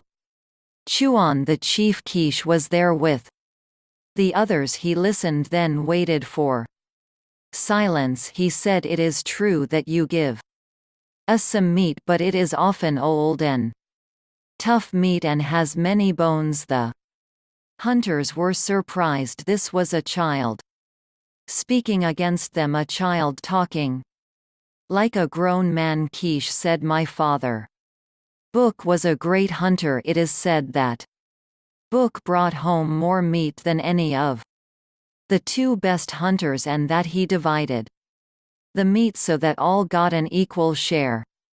"Na na," the hunters cried. "Put the child out, send him to bed. He should not talk to gray beards this way." Kish waited until the noise stopped. "You have a wife who look," he said, "and you speak for her. My mother has no one but me, so I speak. As I say, Book hunted greatly but is now dead. It is only fair then that my mother, who was his wife, and I his son, should have meat. When the tribe has meat, I, Kish son of Book, have spoken again." There was a great noise in the igloo. The council ordered Kish to bed. It even talked of giving him no food. Kish jumped to his feet.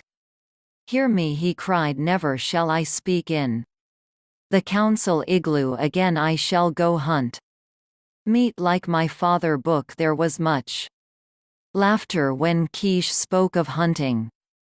The laughter followed Kish as he left the council meeting the next day. Kish started out for the shore where the land meets the ice. Those who watched saw that he carried his bow and many arrows.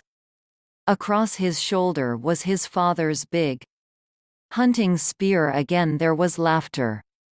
1 day passed, then a second. On the 3rd day a great wind blew. There was no sign of Kish. His mother Akiga put burned seal oil on her face to show her sorrow. The women shouted at their men for letting the little boy go. The men made no answer but got ready to search for the body of Kish. Early next morning Kish walked into the village. Across his shoulders was fresh meat. "Go, you men with dogs and sleds, follow my footsteps. Travel for a day," he said. "There is much meat on the ice." Ashi Bear and her 2 cubs. His mother was very happy. Kish, trying to be a man, said to her, "Come, let us eat, and after that I shall sleep, for I am tired."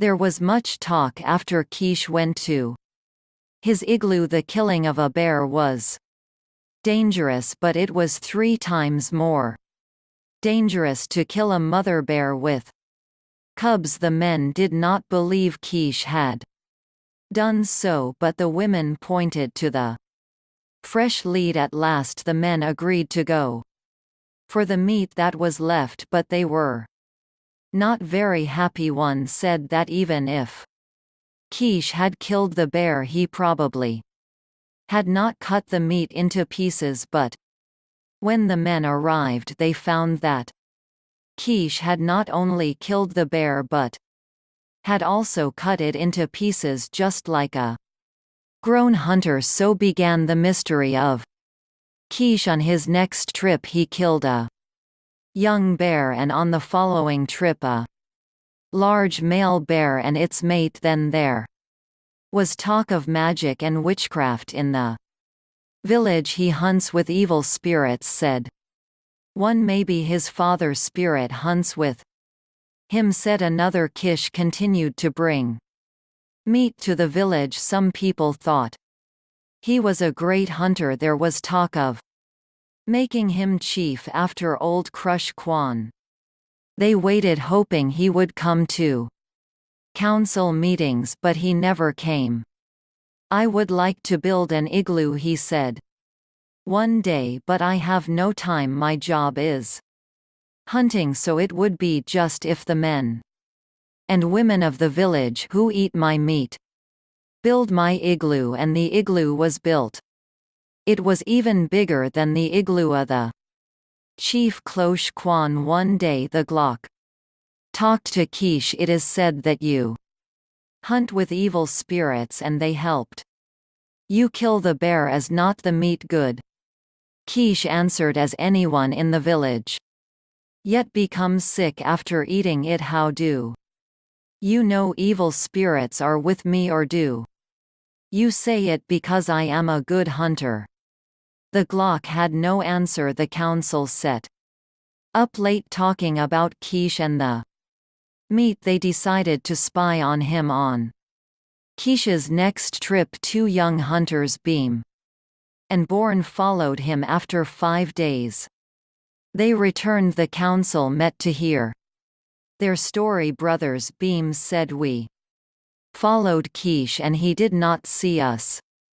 The first day he came to a great bear. Kish shouted at the bear loudly. The bear saw him and became angry. It rose high on its legs and growled. But Kish walked up to it. We saw it. Born, the other hunter, said. The bear began to run toward Kish. Kish ran away, but as he ran he dropped a little round ball on the ice. The bear stopped and smelled the ball, then eat it. Kish continued to run, dropping more balls on the ice. The bear followed and ate the balls. The council members listened to every word. Beam continued the story. The best suddenly stood up straight and began to shout in pain. Evil spirits said, look. I do not know, said Bond. I can tell only what my eyes saw. The bear grew weak, then it sat down and pulled at its own fur with its sharp claws. Tish watched the bear that whole day for 3 more days. Kish continued to watch the bear. It was getting weaker and weaker. Kishe moved carefully up to the bear and pushed his father's spear into it, and then asked Clash Kwan. And then we left that afternoon. The council talked and talked. When Kisha arrived in the village, the council sent a messenger to ask him to come to the meeting, but Ki said he was tired and hungry. He said his igloo was big and could hold many people if the council wanted a meeting. Gosh Kwan led the council to the igloo of Kish. Kish was eating, but he welcomed them. Klaus Quant old Kish that 2 hunters had seen him kill a Bear, and then in a serious voice. Kish, he said, we want to know how you did it. Did you use magic and witchcraft? Tish looked up and smiled. No, Clutch Quan, I am a boy, I know nothing of magic or witchcraft, but I have found an easy way to kill the ice bear. It is headcraft, not witchcraft. And will you tell us, O Kish? Crush Quan asked in a shaking voice. I will tell you, it is very simple. Watch. Kish picked up a thin piece of whale bone. The ends were pointed and sharp as a knife. Kish bent the bone into a circle. Suddenly he let the bone go and it became straight with a sharp snap. He picked up a piece of seal meat. Sahi said, first make a circle with a sharp, thin piece of whale bone. Put the circle of bone inside some seal meat. Put it in the snow to freeze. The bear eats the ball of meat with the circle of bone inside. When the meat gets inside the bear, the meat gets warm and the bone goes snap. The sharp points make the bear sick. It is easy to kill, then it is simple. The block said. Oh gosh, Quan said. Ah, each said something in his own way, and all understood that is the story of Kish, who lived long ago on the edge of the polar sea. Because he used headcraft instead of witchcraft, he rose from the purest igloo to be the chief in the village, and for all the years that followed, his people were happy. No one cried at night with pains of hunger. The Black Cat. You are not going to believe this story, but it is a true story, as true as I sit here writing it, as true as I will die in the morning. Yes.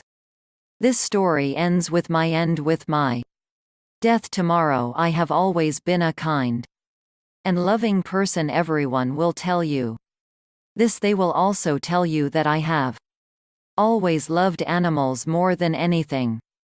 When I was a little boy, my family always had many different animals around the house. As I grew up, I spent most of my time with them, giving them their food and cleaning them. I married when I was very young, and I was happy to find that my wife loved all of our animal friends as much as I did. She bought us the most beautiful animals. We had all sorts of birds, go fish, a fine dog, and a cat. The cat was a very large and beautiful animal. He was black all over and very intelligent. He was so intelligent that my wife often laughed about what some people believe. Some people believe that all black cats are evil enemies in a cat's body. Pluto. This was the cat's name. Was my favorite. It was always I who gave him his food, and he followed me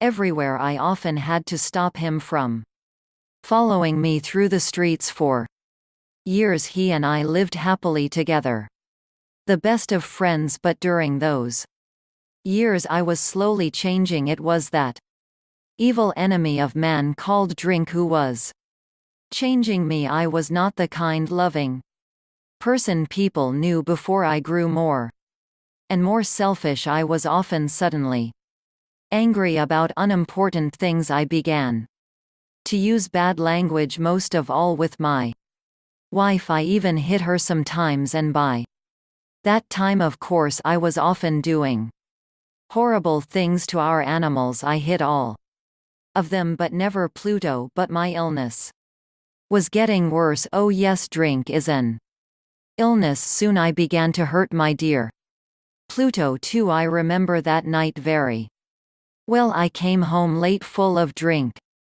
Again, I could not understand why Pluto was not pleased to see me. The cat was staying away from me. My Pluto did not want to come near me. I caught him and picked him up, holding him strongly. He was afraid of me and bit my hand. Suddenly I was not myself anymore. Someone else was in my body, someone evil. And mad with drink. I took my knife from my pocket, held the poor animal by its neck and cut out one of its eyes. The next morning my mind was full of pain and horror. When I woke up I was deeply sorry I could not stand how I could do such an evil thing. But drink soon helped me to forget. Slowly the cat got better, soon he felt no more pain. There was now only an ugly, dry hole where the eye once was. He began to go round the house as usual again. He never came near me now, of course, and he ran away when I went to close. I knew he didn't love me anymore, but first I was sad, then slowly I started to feel angry. And I did another terrible thing. I had to do it. I could not stop myself. I did it with a terrible sadness in my heart. Because I knew it was evil, and that was why I did it. Yes, I did it because I knew it was evil. What did I do? I caught the cat and hung him by his neck from a tree until he was dead. That night I woke up suddenly. My bed was on fire. I heard people outside shouting, "Fire, fire!" Our house was burning. My wife and our servant were lucky to escape. We stood and watched as the house burned down to the ground. There was nothing left of the building. The next morning all the walls fell down during the night except one, a wall in the middle of the house. I realized why this wall did not burn, because there was new plaster on it. The plaster was still quite wet. I was surprised to see a crowd of people next to the wall. They were talking and seemed to be quite excited. I went and looked over their shoulders. I saw a black shape in the new white plaster. It was the shape of a large cat hanging by its neck. I looked at the shape with complete horror. Several minutes passed before I could think clearly again. I knew I had to try to think clearly. I had to know why it was there. I remembered hanging the cat in the garden of a house next door during the fire. The garden was full of people.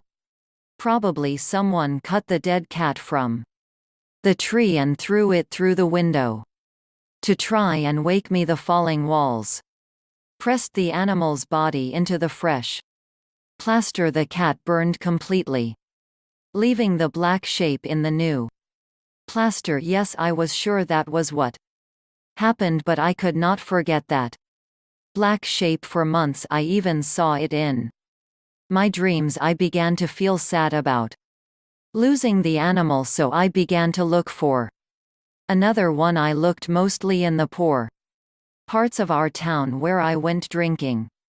I searched for another black cat of the same size and type as Pluto. One night, as I sat in a dark and dirty drinking house, I noticed a black object on top of a cupboard near some bottles of wine. I was surprised when I saw it. I looked at those bottles a few minutes ago, I thought, and I'm sure that object was not there before I got up and went to see what it was. I put my hand up, touched it, and found, but it was black cats, a very large one, as large as Pluto. He looked like Pluto in every way but one. Pluto did not have a white hair anywhere on his body. This cat had a large white shape on his front. He got up when I touched him and pressed the side of his head against my hand several times. He liked me. This was the animal I was looking for. He continued to be very friendly, and later, when I left, he followed me into the street. He came all the way home with me. We now had another house and came inside. He immediately jumped up onto the most comfortable chair and went to sleep. He stayed with us, of course. He loved both of us, and very soon he became my wife's favorite animal. But as the weeks passed, I began to dislike the animal more and more. I do not know why, but I hated the way he loved me. Soon I began to hate him.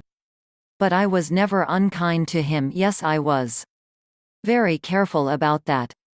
I kept away from him because I remembered what I did to my poor Pluto. I also hated the animal because he only had one eye. I noticed this the morning after he came home with me, of course. This only made my dear wife love him more, but the more I hated the cat, the more he seemed to love me. He followed me everywhere, getting under my feet all the time. When I sat down, he always sat under my chair. Often he tried to jump up on my knees. I want you to murder him when he did this, but I did not. I stopped myself because I remembered Pluto, but also because I was afraid of the animal. How can I explain this fear? It was not really a fear of something evil. But then how else can I possibly describe it? Slowly this strange fear grew into horror. Yes, horror. If I tell you why, you will not believe me. He will think I am mad. Several times my wife took the cat and showed me the white shape on his chest. She said the shape was slowly changing. For a long time I did not believe her. But slowly, after many weeks, I began to see that she was right. The shape was changing. Its sides were becoming straighter and straighter. It was beginning to look more and more like an object. After a few more weeks I saw what the shape was. It was impossible not to see. There on his front was the shape of an object I am almost too afraid to name. It was that terrible machine of pain and death. Yes, the gallows. I no longer knew the meaning of happiness or rest during the day. The animal never left me at night. He woke me up nearly every hour. I remember waking from terrible dreams and feeling him sitting next to my face, his heavy body pressing down on my heart. I was now a very different man. There was not the smallest piece of good left in me. I now had only evil thoughts, the darkest, the most evil thoughts. I hated everyone and everything. My dear wife too. One day she came down into the cellar with me to cut some wood. We were now too poor to have a servant. Of course the cat followed me down the stairs and nearly made me fall. This made me so angry that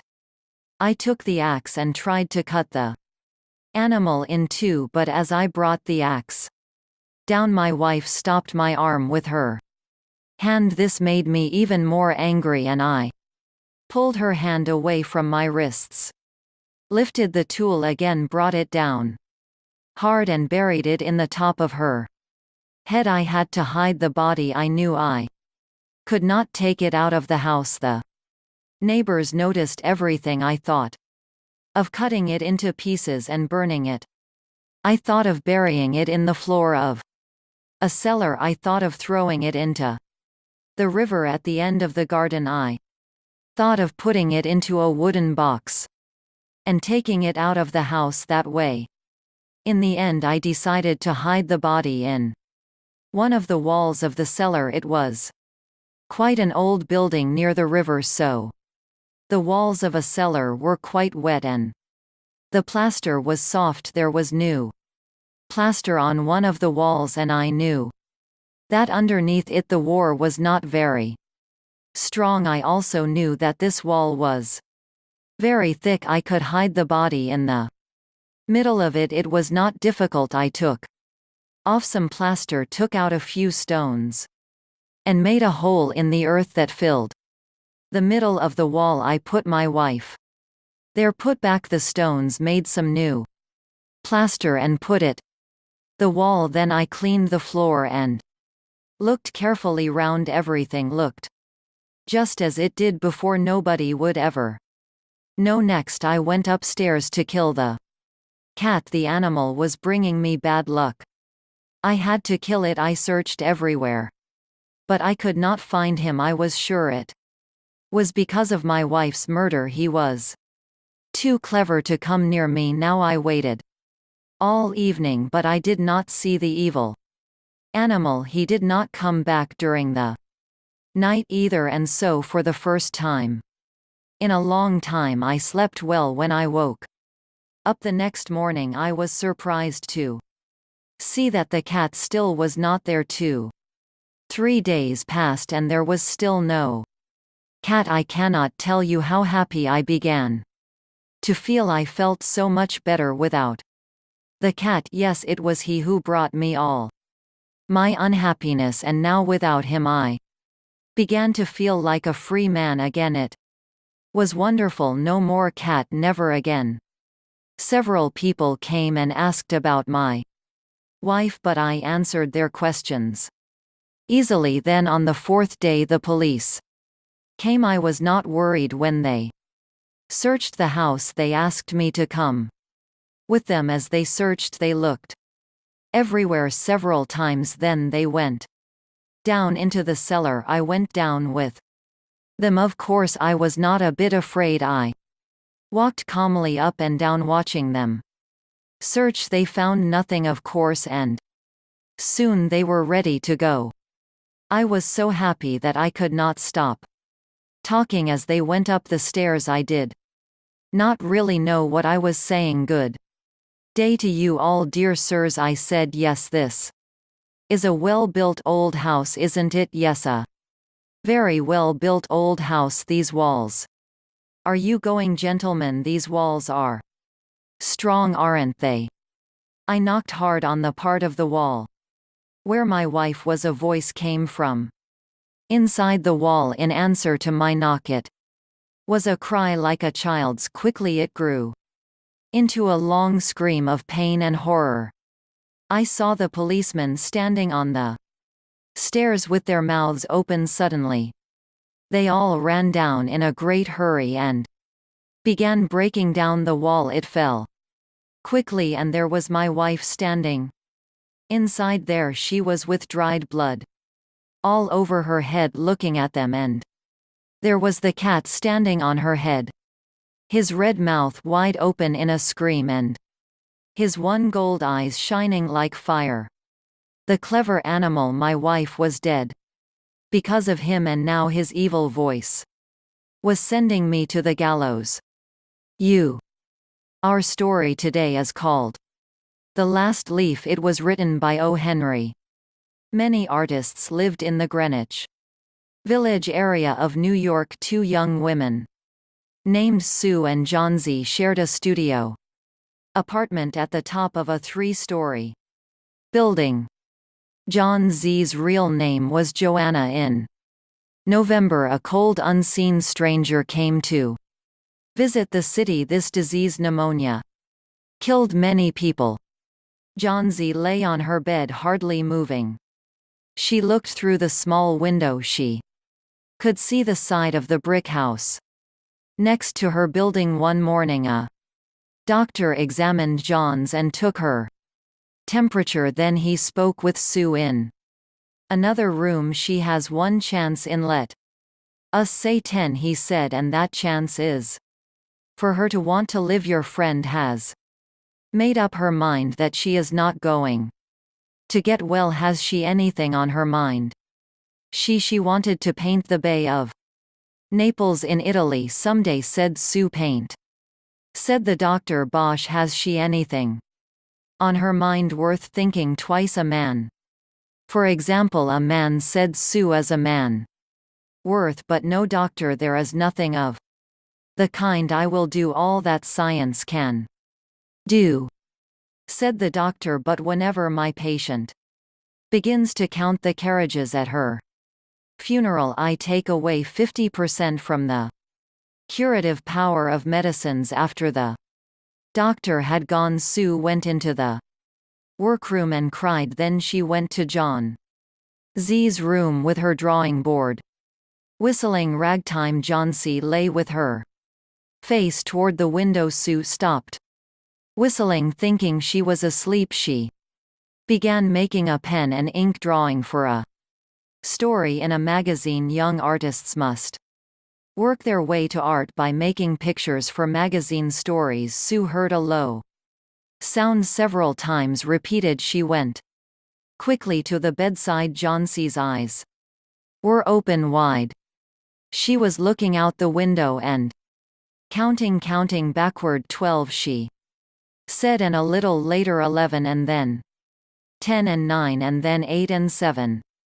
Almost together. Sue looked out the window. What was there to count? There was only an empty yard and the blank side of the house 7 meters away. An old ivy vine going bad at the roots climbed halfway up the wall. The cold breath of autumn had stricken leaves from the plant until its branches, almost bare, hung on the bricks. What is it, dear? asked Sue. 6, said Johnsey quietly. They're falling faster now. 3 days ago there were almost 100. It made my head hurt to count them, but now it's easy. There goes another one. There are only 5 left now. 5 what, dear? asks Ooh. Leaves on the plant when the last one falls. I must go to. I've known that for 3 days. Didn't the doctor tell you? Oh, I never heard of such a thing, said Sue. What have old ivy leaves to do with your getting well? And you used to love that vine. Don't be silly. Why, the doctor told me this morning that your chances for getting well real soon were, let's see exactly what he said. He said the chances were 10 to 1. Try to eat some soup now and let me go back to my drawing so I can sell it to the magazine and buy food and wine for us. You needn't get any more wine, said Johnsey, keeping her eyes fixed out the window. There goes another one. No, I don't want any soup that leaves just 4. I want to see the last one fall before it gets dark. Then I'll go to John C. Dear, said Sue. Will you promise me to keep your eyes closed and not look out the window until I'm done working? I must hand those drawings in by tomorrow. Tell me as soon as you have finished, said Johnsey, closing her eyes and lying white and still as a fallen statue. I want to see the last one fall. I'm tired of waiting. I'm tired of thinking.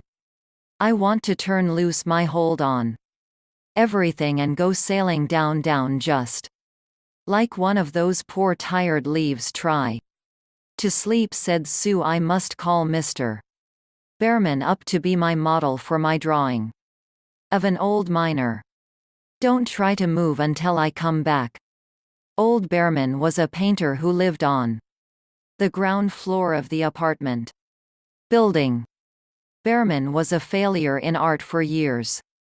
He had always been planning to paint a work of art but had never yet begun it. He earned a little money by serving as a model to artists who could not pay for a professional model. He was a fierce little old man who protected the 2 young women in the studio apartment above him. Sue found Behrman in his room. In one area was a blank canvas that had been waiting 25 years for the first line of paint. Sue told him about John's and how she feared that her friend would float away like a leaf. Old Behrman was angered at such an idea. Are there people in the world with the foolishness to die because leaves drop off a vine? Why do you let that silly business come in her brain? She is very sick and weak, said Sue, and the disease has left her mind full of strange ideas. This is not any place in which one so good as Miss Johnsey shall lie sick, yelled Behrman. Someday I will paint a masterpiece and we shall all go away. Johnsey was leapin' when they went upstairs. Sue pulled the shade down to cover the window. She and Behrman went into the other room. They looked out a window fearfully at the ivy vine. Then they looked at each other without speaking. A cold rain was falling mixed with snow. Behrman sat and posed as the miner. The next morning Sue awoke after an hour's sleep. She found John Z. with wide-open eyes, staring at the covered window. Pull up the shade, I want to see, she ordered. Quietly Sue obeyed. After the beating rain and fierce wind that blew through the night, there yet stood against the wall one ivy leaf. It was the last one on the vine. It was still dark green at the center, but its edges were colored with the yellow. It hung bravely from the branch about 7 meters above the ground. It is the last one, said John C. I thought it would surely fall during the night. I heard the wind. It will fall today, and I shall die at the same time. Dear, dear, said Sue, leaning her worn face toward the bed. Think of me if you won't think of yourself. What would I do? But John Z. did not answer. The next morning, when it was light, John C. demanded that the window shade be raised. The ivy leaf was still there. John C. lay for a long time looking at it. And then she called to Sue, who was preparing chicken soup. I've been a bad girl, said John Z. Something has made that last leaf stay there to show me how bad I was. It is wrong to want to die. You may bring me a little soup now. An hour later she said, someday I hope to paint the Bay of Naples. Later in the day the doctor came, and Sue talked to him in the hallway. Even chances, said the doctor with good care, you'll win. And now I must see another case I have in your building. Behrman, his name is some kind of an artist, I believe. Pneumonia. He is an old weak man and his case is severe. There's no hope for him, but he goes to the hospital today to ease his pain. The next day the doctor said to Sue, she's out of danger. You won nutrition and care.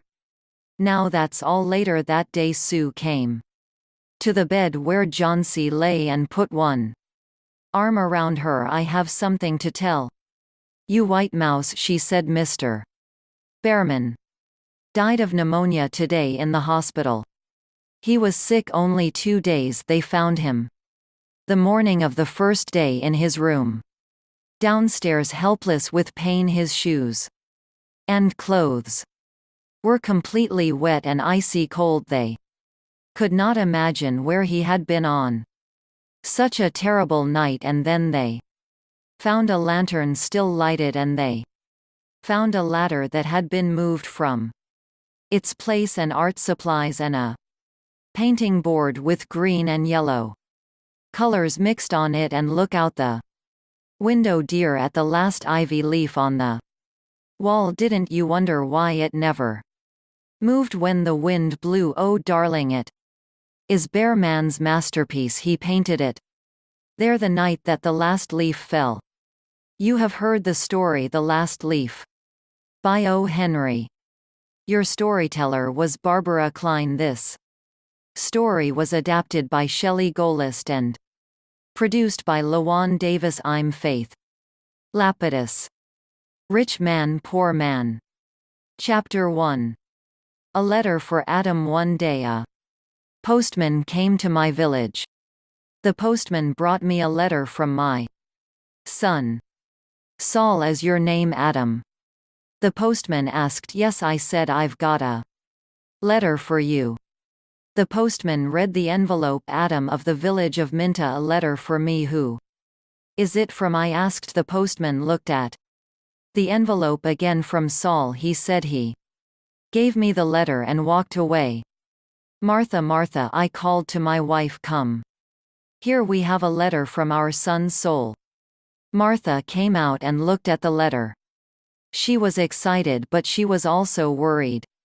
A letter from Saul, she said. Is he alive? And well, I'm going to find the schoolteacher. He can read the letter.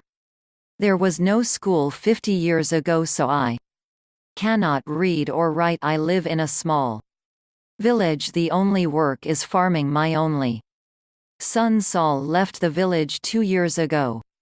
And my 3 daughters are married. Saul is making a lot of money in a foreign country. Martha and the schoolteacher came back. A lot of other people came. Everyone wanted to hear my letter. The school teacher opened the envelope and read the letter. 20 Taylor Street, London.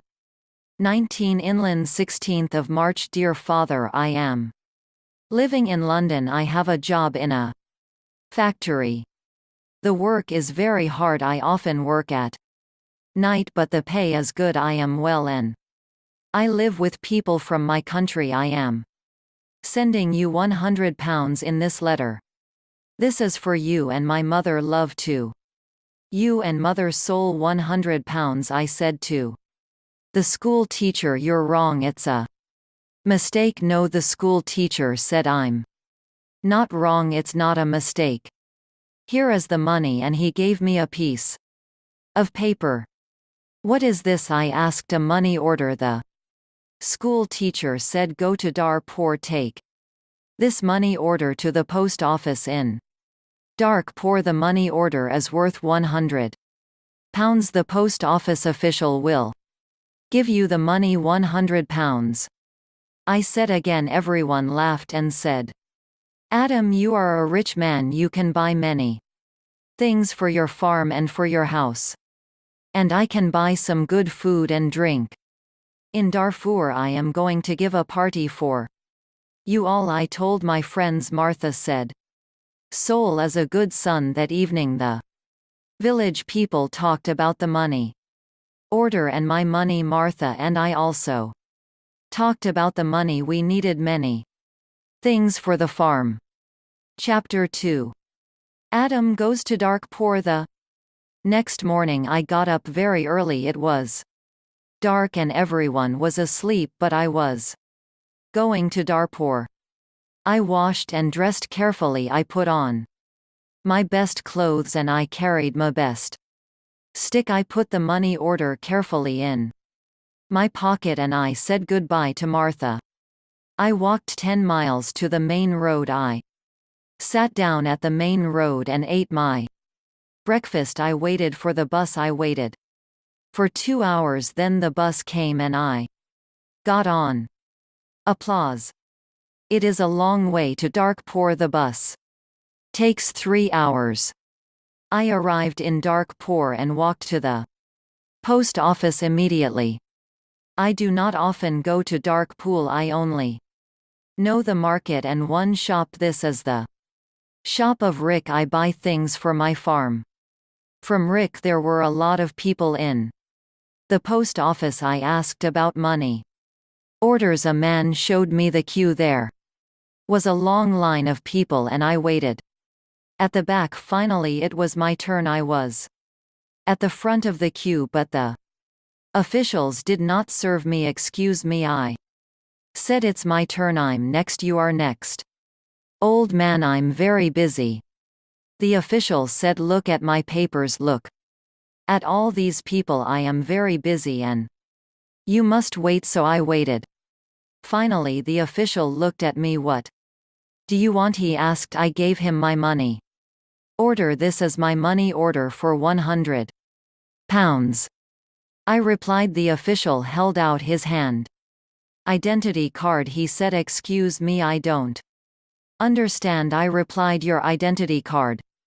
The official said again, give me your identity card. What is an identity card? I asked. I can't give you any money for this money order. First I must see your identity card. Your identity card gives your name and your address. Your identity card describes you. There is a photograph of you in your identity card. I don't know you. Who are you? The official was a little angry, but I was also angry. Who am I said. Everyone knows me. I am Adam of the village of Minta. I haven't got an identity card and I don't need an identity card. Old man, I'm very busy and you're very stupid. The official said, "Who are you? Where is Minta? Give me my money, give me my £100. I said. The official looked angry and said, "Show me your identity card. I don't know you." The official gave back my money order and he turned away. "Where can I buy an identity card?" I asked the official. He did not speak to me. He did not answer. "Go to the Ministry of the Interior." A man said he was standing in the queue and he told me the way. Chapter 3: An identity card. I walked to the Ministry of the Interior. I waited in another queue. I spoke to another official. I asked for an identity card. Filling this application form, the official said, "And bring the form and 3 photographs of yourself and £2. Come back tomorrow." "Tomorrow?" I said. "Can I have an identity card today, please? I live in Minta. I live 5 hours journey from Darkpur. I'm an old man." "Yes, come back tomorrow." And the official turned away. I walked away from the Ministry of the Interior. I walked to the market. At the market I looked at everyone. I was looking for a man from my village, but I could not find a villager. So then I walked to the shop of Rick. I spoke to Rick. "I want an identity card," I told him, "but I need 3 photographs of myself." "I see you need some photographs."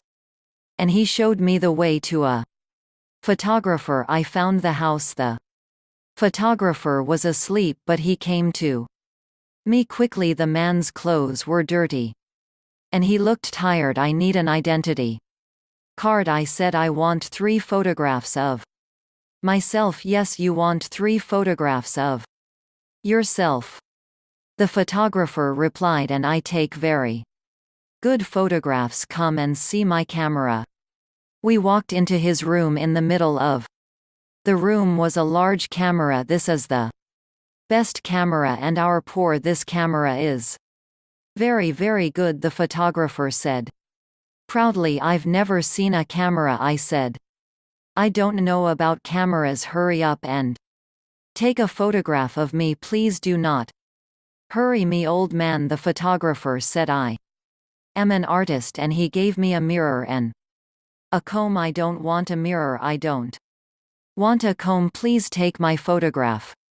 I'm going to Minter this afternoon and I'm in a hurry." I said. "Yes," he said, "but first the price. This is the best camera in Dartpool and I'm the best photographer. 3 photographs will cost you £2.50. £2.50.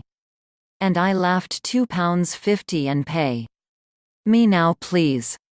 The photographer answered. I did not know the price of photographs. What could I do? Then the photographer said, "You're an old man. For you the price is £2. So I gave him the money and he took the photographs. "Come back tomorrow morning," he said. "I want my 3 photographs now." Immediately I said, "Don't be stupid." The photographer said, "Photographs take 24 hours. Come back tomorrow." What could I do? So I said, "Yes, tomorrow morning." "Good," said the photographer. "Now go. I have a lot of work. I'm very busy." I went back to the bus station. I sat on the bus for 3 hours. I walked 10 miles back to my village. It was nighttime and I was very tired. Martha and my friends were waiting for me. "Where is the money?" Martha asked. "I have no money. I cannot change the money order. First I must have an identity card."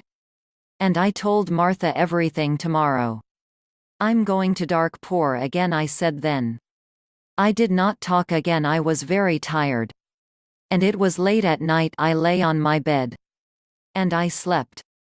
Chapter 4: No photographs. I woke up late the next morning. The sun was already high. I did not walk to the main road and catch a bus. All the buses go to Darkpur early in the morning, so I stayed at home. On Wednesday I was still very tired. I rested and talked to the villagers about the money order. I told them about the identity card and the photographer. The schoolteacher said yes.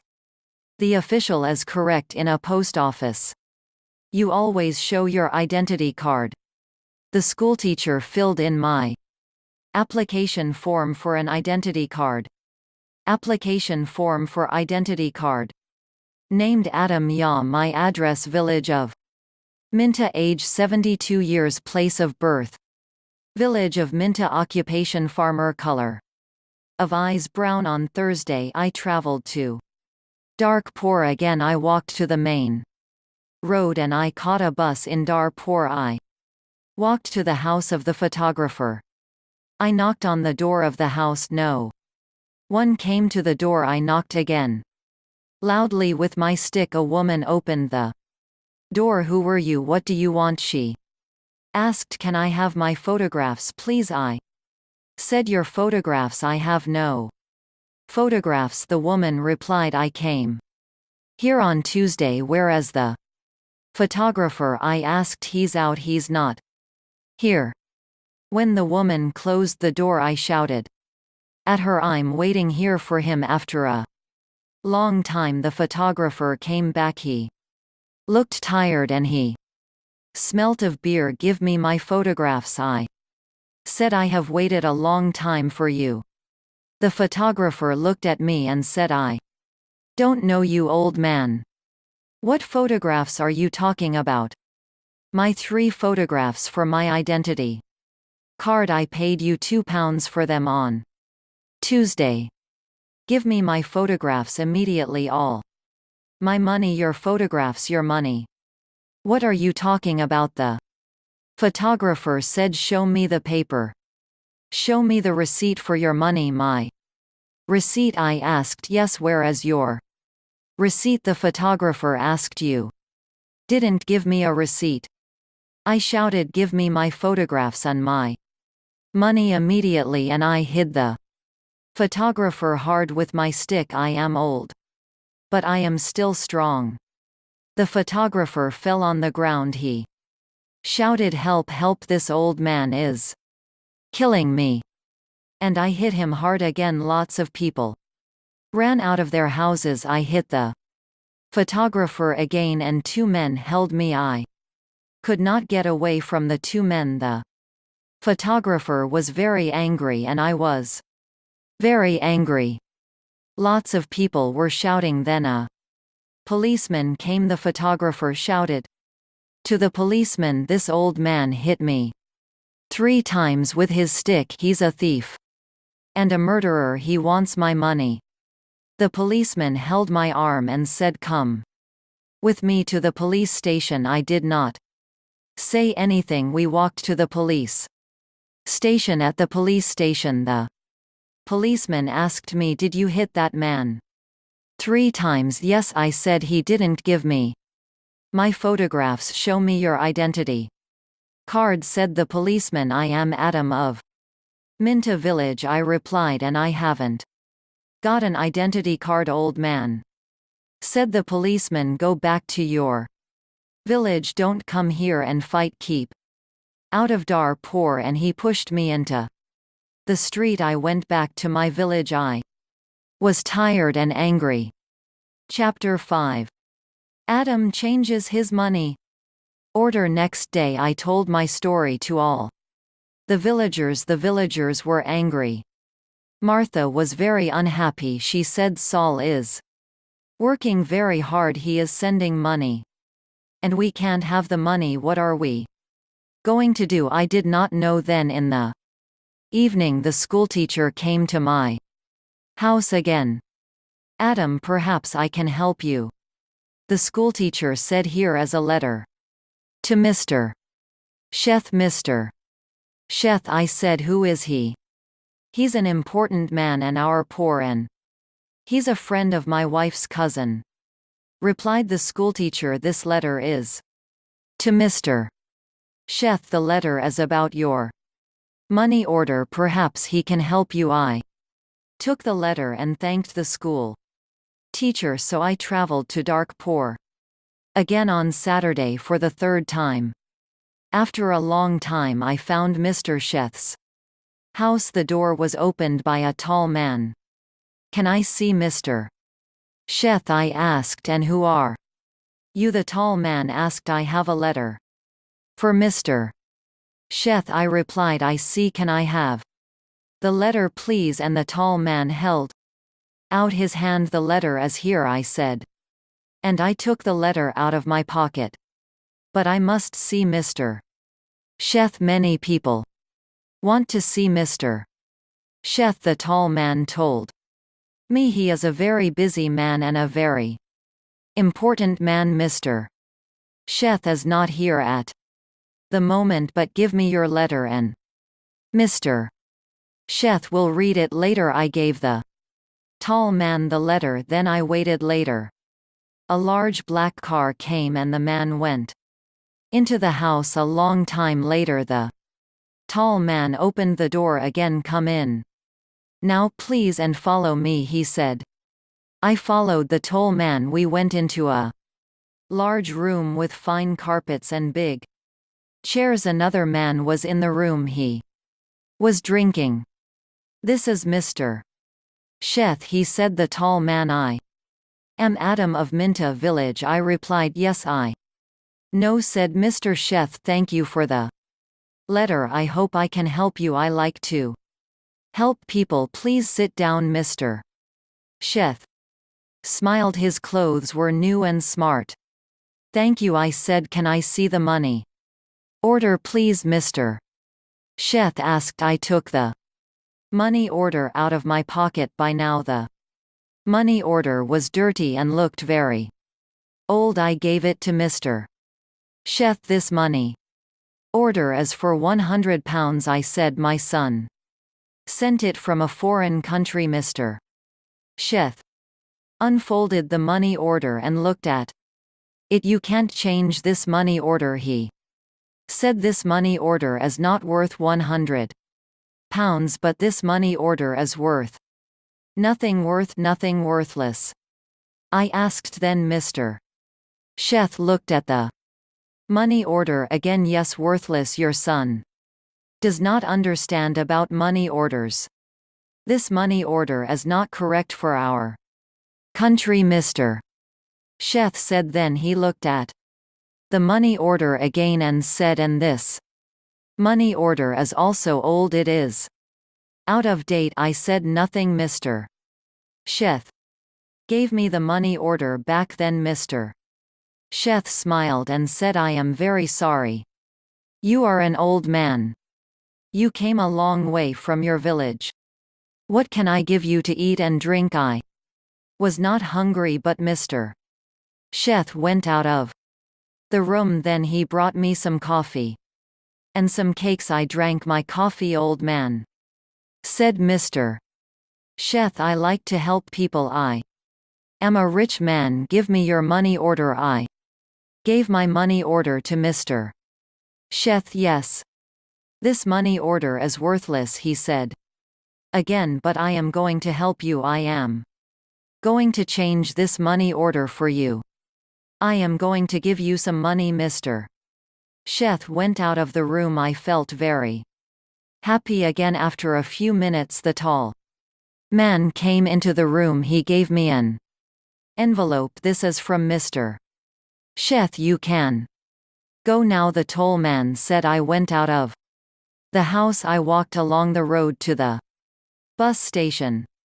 I opened the envelope and I took out my money. I counted the money. It was £10. I thought about my only son's soul. My son's soul had sent me a money order for £100. Mr. Sheth had given me £10.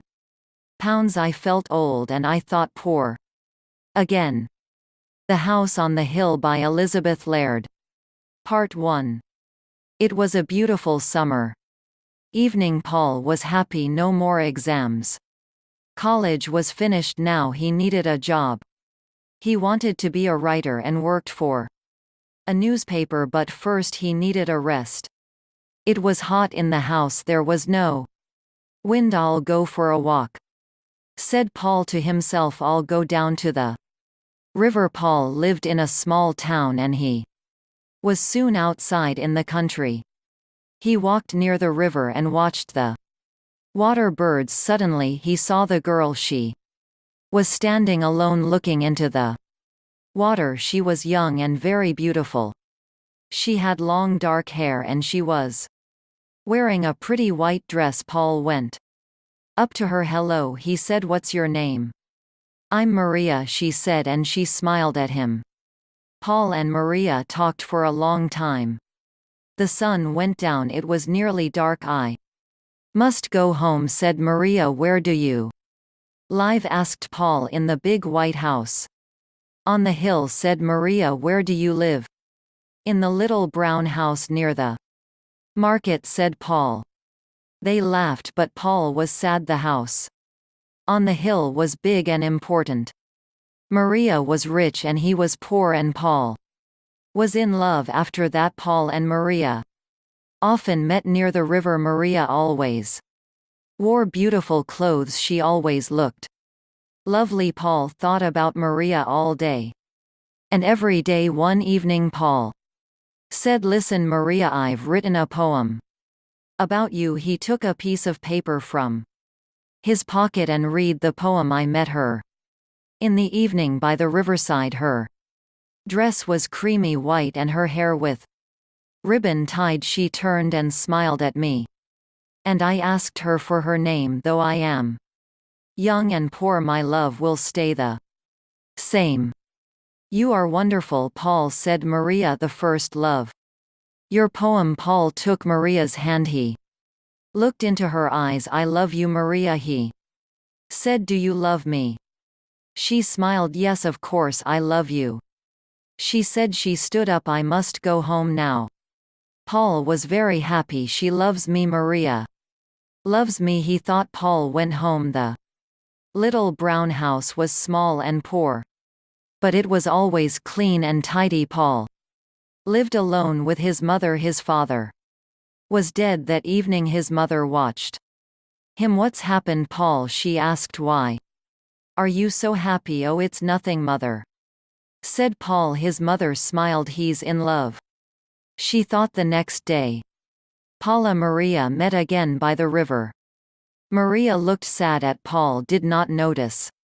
He took her hand. "Maria," he said, "I am poor now, but one day I am going to be a famous writer." Maria said, "Nothing. Will you marry me?" Maria said, "Yes, we will be so happy." And he stopped. Maria looked at him. For a moment there were tears in her eyes. Slowly she shook her head and she turned and ran away. Maria chatted Paul, but Maria had gone. Paul went home slowly. He did not understand. "Maria, what is wrong?" he thought. "She loves me, doesn't she?" His mother was waiting for him. She saw his face. "Oh, poor boy," she thought. "The girl doesn't love him." Paul and his mother ate their supper in silence. Suddenly somebody knocked on the door. Paul opened it. A man in a servant's uniform stood outside. "I am from the house on the hill," he said. "My mistress wants to see Paul." "Oh, that's me," said Paul. "Can you come with me now?" To the servant. "Yes," said Paul. He was excited. Perhaps Maria has changed her mind, he thought. Perhaps she does want to marry me. Paul's mother stood at the door of the house. She watched Paul in the servant. "The house on the hill," she said to herself. "I know those people, a rich old woman and her beautiful daughter. My poor son." It was not far to the house on the hill. The servant took Paul up the wide steps and into the house. Paul was excited and his heart was beating fast. Everything was rich and grand. There were beautiful carpets, pictures and mirrors. Paul saw himself in a mirror. He looked terrible. This place was so rich and he looked so poor. The servant opened a door. Paul went inside. An old lady was sitting in a big chair. Maria stood behind her. The old woman was ugly. Her eyes were small and cold. And her mouth was thin and hard. Her old hands were covered with big rings. She looks proud and angry. Paul looked too. The old woman then at Maria. What an ugly old woman, he thought. Is she Maria's mother? So you want to marry my daughter? The old woman said. Her voice was hard. Paul looked at her bravely. Yes, he said, I love Maria and I want to marry her. The old woman laughed. Yahoo, a poor student. No money, no father, nothing. My daughter will never marry you. Paul said nothing. He looked at Maria. She did not look at him. I am poor now, he said, but one day I'll be a famous writer. The old woman laughed again. No, she said. My daughter is not for you. She is going to be married soon. You will never see her again. The old woman got up and left the room. Maria and Paul were alone. Paul looked at Maria, but she did not look at him. She stood still and did not say anything. Paul went up to her and put his arm round her. Maria moved away from him.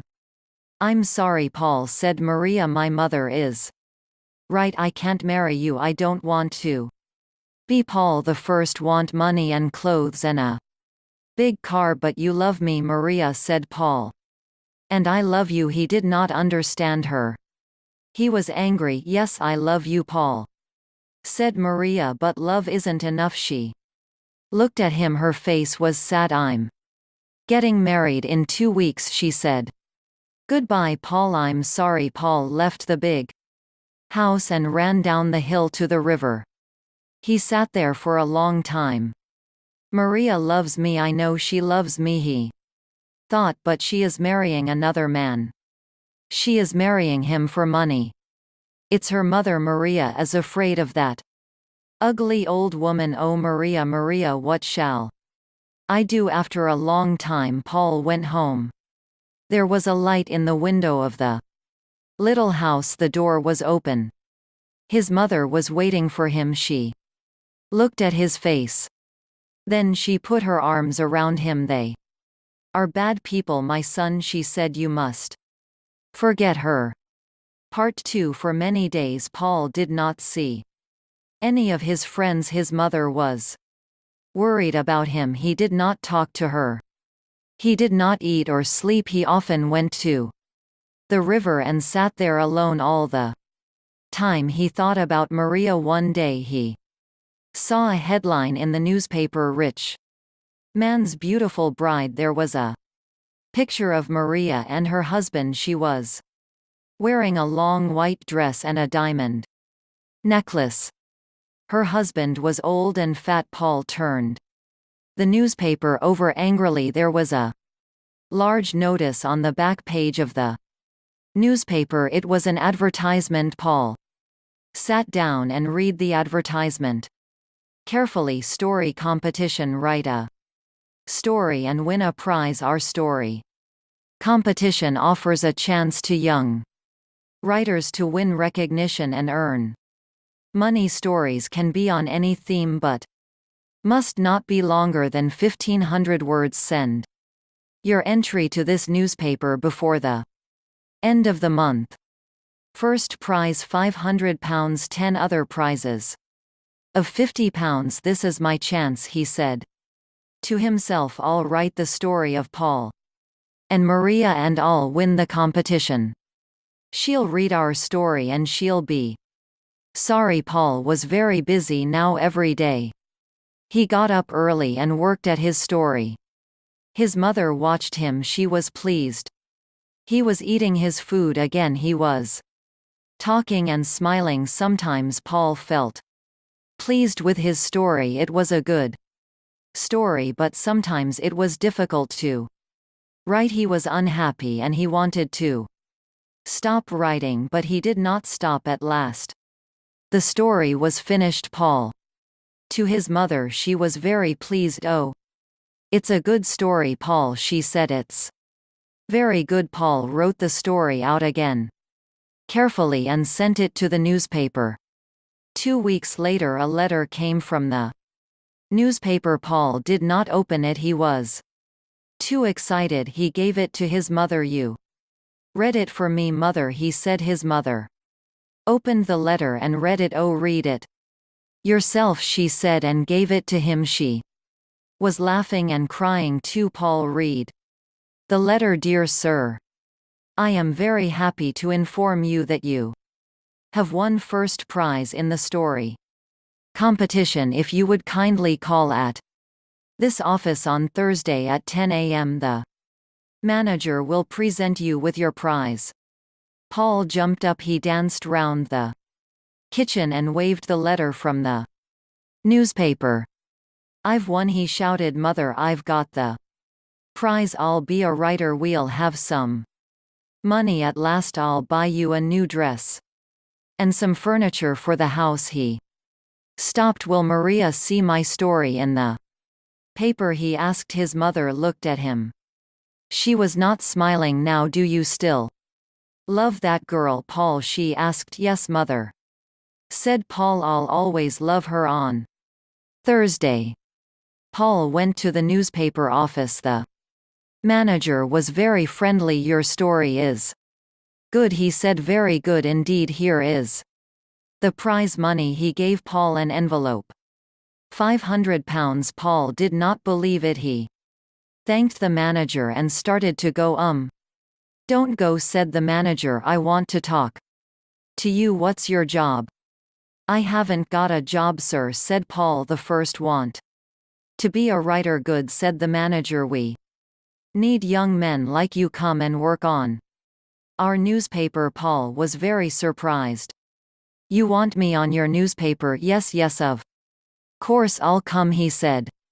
Part 3. Paul loved his work on the newspaper. He worked hard, but he did not forget Maria. One day a reporter came into the office. Listen everybody, he said, here's a story for the paper. Do you remember that beautiful girl Maria and her rich husband? There was a photograph of the wedding in our paper. She ran away from her husband last week. Everybody in the office stopped talking. This was news. Paul sat still. He felt cold. Maria left her husband, he thought. Why, they were married only a few months ago. The reporter was still talking. The girl's mother died last week, he said. She heard the news and the shock killed her. That ugly old woman, thought Paul. The mother was rich, wasn't she? Somebody asked. Oh yes, she was very rich, said the reporter. Maria will have all our money, of course, and her husband gave her a lot of money, clothes, jewels, and a car. Maria is a very, very rich woman. I don't like rich women, said another reporter. Maria is rich, said Paul, but she is also gentle and kind. And he stopped. Do you know Maria? The reporter asked. Yes. So Paul quietly. I know Maria well, said the reporter. Somebody must go to our mother's funeral. We need a report about it for the paper. Why don't you go, Paul? Paul went to the funeral the next day. It was a long way to the church, but he walked. He wanted to think Maria loved me, he thought, but she married another man. Why? Because she was afraid of her mother, but now her mother is dead. Paul was happy and he was sad. He was at the church now. Crowds of people were there. It was a big funeral. There were many big black cars outside the church. In the first one was the coffin. There were a lot of flowers on the coffin and on the roof of the car. Paul stood at the back of the crowd. He took out his pencil and paper. He wrote about the cars and the people. Then he saw Maria. She was wearing a black dress. She looked sad but very beautiful. She was standing alone. Nobody spoke to her. Nobody went near her. The man next to Paul spoke. Was the daughter.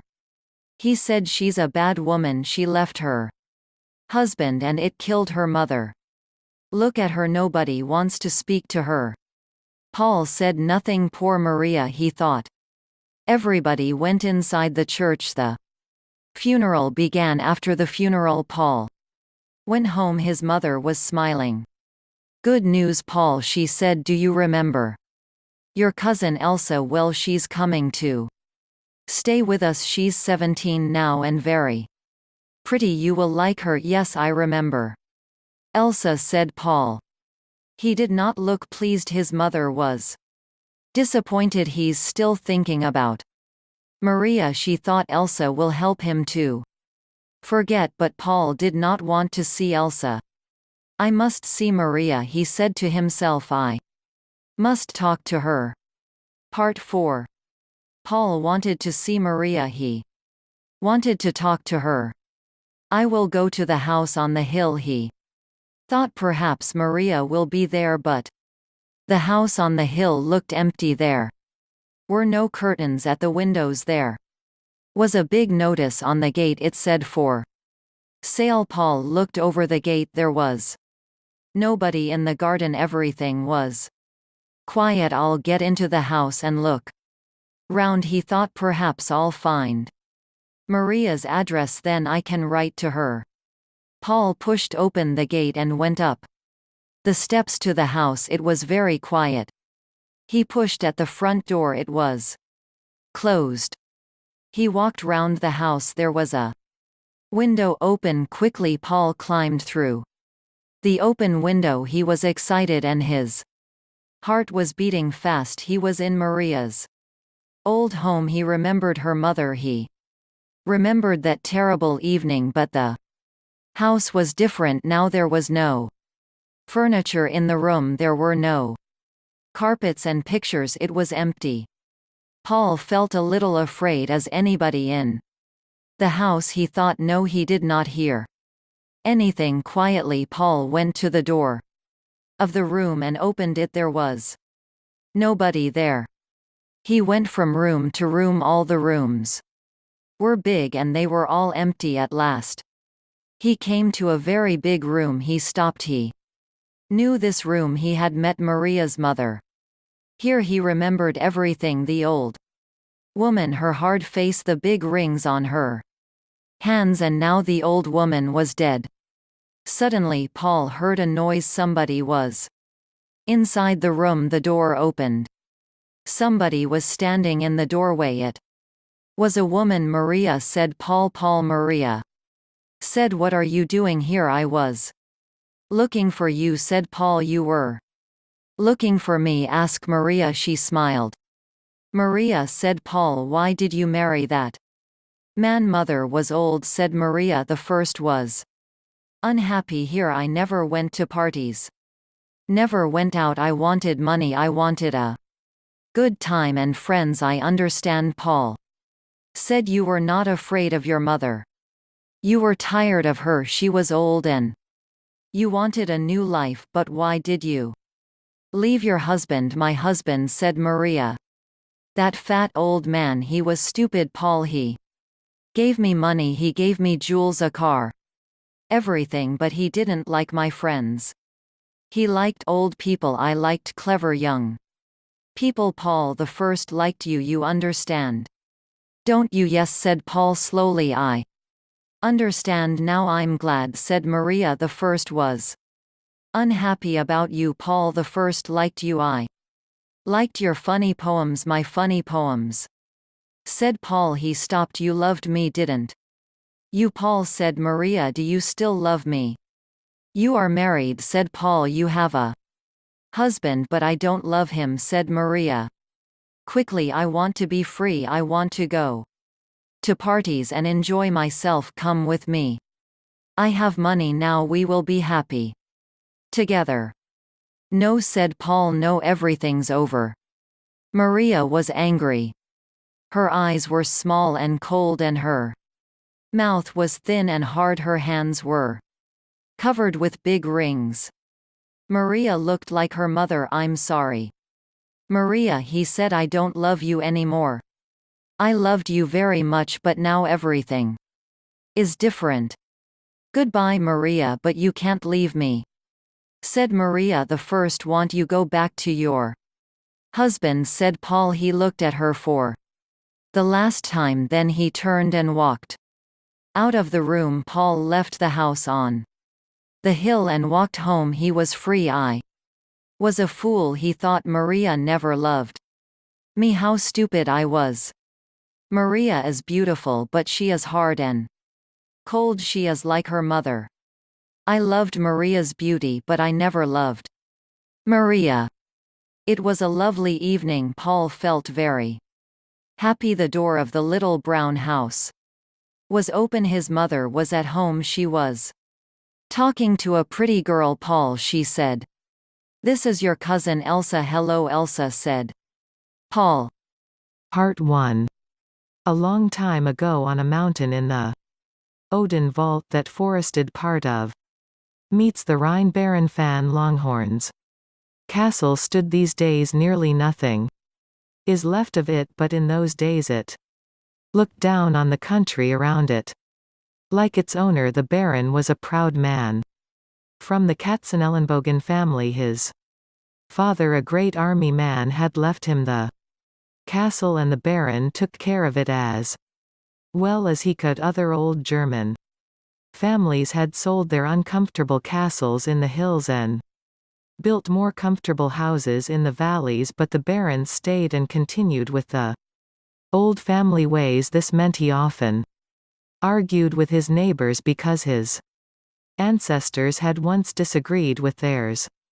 The Baron had only one child, a beautiful daughter. Two unmarried aunts cared for her when she was a child and taught her all the important things a young lady should know. By the time she was 18, she could read without trouble. She could also write her name without forgetting a single letter, and big enough for her aunts to read without their glasses. She could dance, play the guitar, and sing several beautiful love songs from memory to her aunts, who had lived for love when they were young, always kept a careful eye on her and made sure she never got into trouble. She never left the castle alone and had to listen to endless talks about the importance of politeness. You must always obey your father. One aunt told her, never get close to men.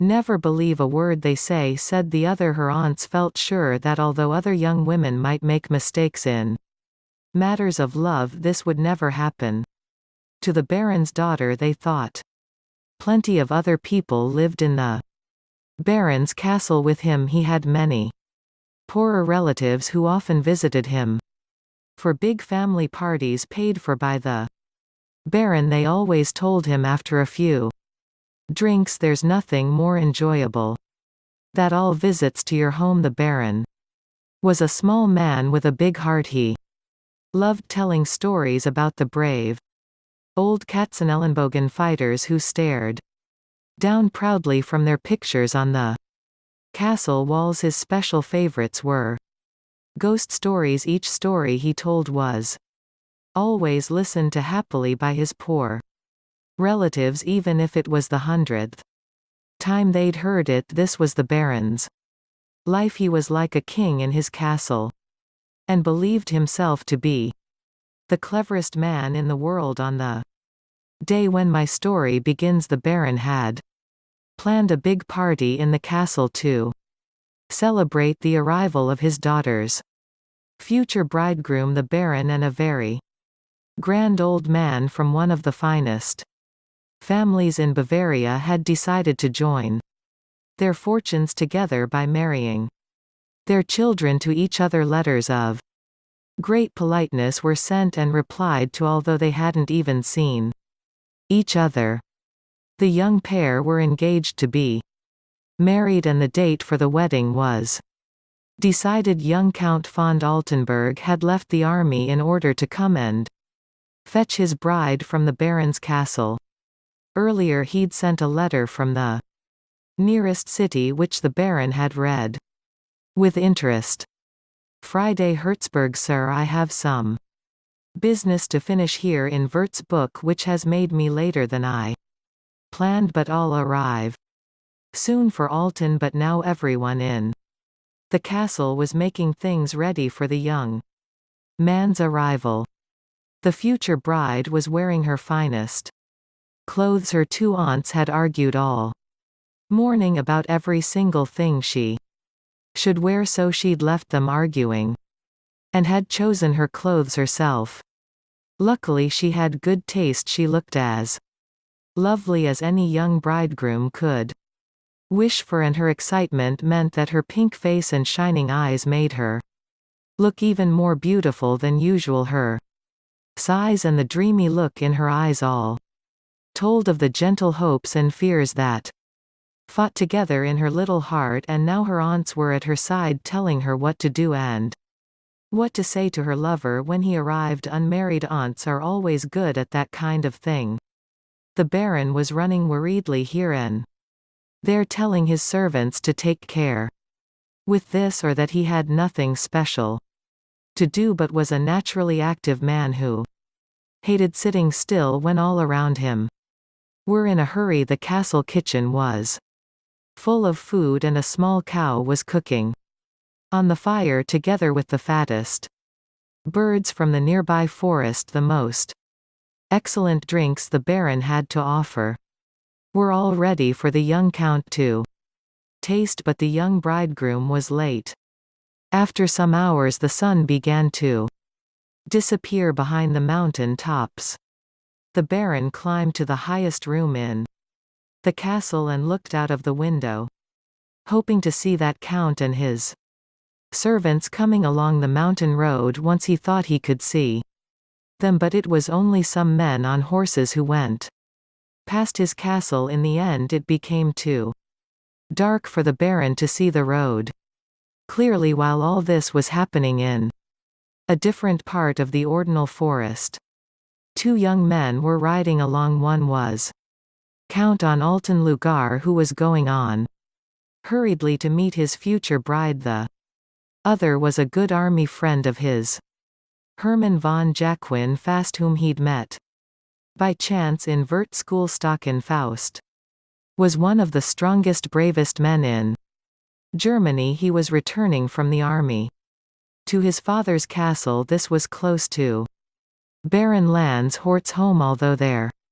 two families never spoke because their ancestors had argued long ago. The two young men were traveling the same way, so they agreed to ride on woods together.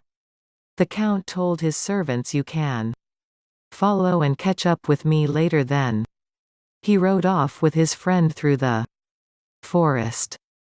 On the way they first talked happily about their memories of army life. Then the Count became a little boring when he started speaking about his future bride.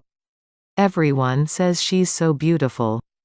And I'm really looking forward to married life," he said. In those days, German forests were as full of robbers as German castles were full of ghosts, so it's not surprising that when they reach the loneliest part of the Odenwald, they were attacked by a group of thieves. Applause. Both fought bravely, but soon they were losing the battle. Just then the Count's servants arrived and ran to help them. The criminals ran away, but before leaving one of them pushed his knife deep into the Count's side, leaving him badly hurt. On the forest floor, slowly and carefully, his servants carried him back to the city of Würzburg. There they took him to a man of the church who was also famous for his doctorly skill, but it was too late for half of the man's skills to be of any use. No medicines could save the young Count. Now he was dying. His last words were to the friend who stood at his bedside, "Go at once to the castle of Landshort and explain why I couldn't come to meet my bride." He wasn't perhaps the most loving of lovers, but he was a serious young man and asked Stockin Faust to give the sad news as nicely as possible. "If you don't, I won't rest in my grave," he said. "I'll do what you ask." Stockin Faust promised, giving the dying man his hand. The Count took it and held it for a while, but soon he became feverish and began talking crazily. "I Mustn't break my promise, I must write to land. Taught myself to meet my bride, he died while he was trying to get out of bed. Run out of the door and jump onto his horse. Star confessed, cried a little over his friend's early death. Then he began to think of the difficult job he'd agreed to do. How can I visit the castle of my father's enemy unasked, bringing depressing news that will destroy his hopes and a happiness, he said to himself. On the other hand, he was very interested in meeting this young Katzenelnbogen woman whom people said was so beautiful, and who was kept locked away from the world in her father's castle. He loved beautiful women and he enjoyed adventures. Before leaving Würzburg, he arranged for the Count's funeral to take place in the cathedral where several of von Altenborg's relatives were buried. The rest he left to the young man's servants. Part 2. Now let's return to the Katzenelnbogen family, who were waiting for their guests and for their dinner. Night came and still the Count hadn't arrived. Their dinner couldn't wait. The meats were nearly burnt. The cook was half worried to death, and everyone in the castle had hungry faces like soldiers who hadn't eaten for months. In the end, the Baron gave orders for the meal to begin immediately. Everyone was just sitting down at the table when suddenly they heard the sound of a horn at the castle gate. A stranger was outside asking to enter. Quickly the Baron went to welcome his future son-in-law. The gate opened and the stranger, horn in hand, waited outside. He was a tall, fine-looking young man on a black horse. His face was pale, but he had shining, mysterious eyes and a look of proud sadness about him. The Baron was surprised to see he'd come alone without any servants. At first he felt annoyed. Doesn't that young man realize this is an important visit and an important family he is marrying into? But then he calmed down, saying to himself his youthful excitement has made him hurry here before his servants. I'm sorry, began the stranger, getting down from his horse, to arrive like this at this hour. The Baron stopped him from saying more. By welcoming him warmly and politely, he was proud of his own skill at speaking. Once or twice the stranger tried to stop the river of fine words, but he couldn't. In the end he just looked down at the ground and let it all wash over him. By the time the Baron had finished, they were deep inside the castle once more. The stranger tried to speak, but this time he was stopped by the arrival of the women of the family, bringing his nervous young bride to meet him. He stared at her for a moment like a man in a dream. His eyes shone lovingly as he took in her beautiful face and figure. One of the unmarried aunts whispered something in the young woman's ear. She tried to speak, lifting her bright blue eyes from the ground to look at her bridegroom nervously, but the words died on her soft lips. Then she looked back at the floor, although there was now the ghost of a smile on her pretty face, showing she liked what she'd seen. Indeed, it was impossible for a young girl of 18, who often dreamt of love, not to be pleased by this good-looking young man. Because their guests had arrived so late, the Baron said, let's leave all talk of the wedding until tomorrow. He at once invited the young man to join them at the long table in the great hall where dinner waited for them from the walls. The pictures of the Baron's hard-faced ancestors looked down on them as they ate. Next to them there were old battle flags with lots of holes in them, several badly beaten bits of armor, and the heads of a number of wild animals from the nearby forest that different Katzenelnbogen inns had hunted, caught, and killed over the centuries. The young Man didn't take much notice of the other dinner guests and touched little of the fine meal. He seemed too busy with his bride to think of things like that. He spoke softly to her in words that those sitting next to them found hard to catch. But a woman can always hear the soft, sweet voice of her lover. His seriousness and gentleness seemed to touch the young lady deeply, and she listened closely to all he said, sometimes smiling and sometimes serious. From time to time, she said something back to him, and when he wasn't looking at her, she watched him out of the corner of her eye and sighed happily. The two unmarried aunts, who both knew the mysteries of the heart well, I told their neighbors at the table. The dinner went on happily. The Baron's poorer relatives ate hungrily, in the way that people with little money do after they've spent days walking in the mountains. The Baron told his best stories with great success. When it was a mystery story, his listeners were suitably surprised, and when it was amusing, they laughed in all the right places.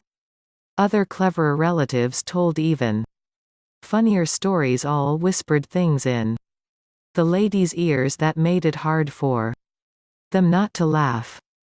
One very happy round-faced man sang some not very polite songs that made the unmarried aunts' faces turn red, but instead of enjoying the fun of the party, the bridegroom looked a little out of place. His face became more miserable as the evening went on, and strangely the Baron's funny stories made him look even sadder. Sometimes he seemed to forget all around him. At other times he looked round the hall with restless eyes that spoke of an uneasy heart. His conversations with his bride became more serious and mysterious. Her pretty face became clouded with worry, and she began to shake nervously at his words. The people sitting near them noticed they couldn't understand why the bridegroom looked so miserable, but his coldness darkened the warm happiness of all around him. People began whispering to each other and shaking their heads. Songs and laughs died on people's lips, and there were uncomfortable silences in conversations. Then people began telling stories about ghosts and other wild figures of the night. Each story was more frightening than the one before it. In the end, the Baron made several ladies scream at the now very famous story of the Goblin O. Smun. He told of how the strange mannish thing on a black horse came quietly one dark midnight and took the beautiful Leonora, the only child of her mother and father, from her room, and how she was never seen again alive after that night. The bridegroom listened to this story with interest. Just before the Baron finished, the young man began to stand up. He grew taller and taller until to the Baron at his side he seemed like a great mountain of a man standing over him.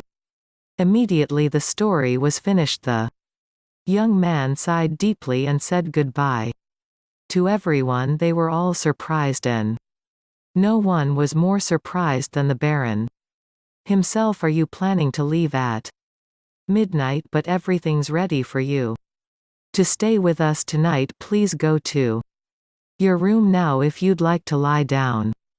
The stranger shook his head sadly, saying, I must lie in a different place tonight.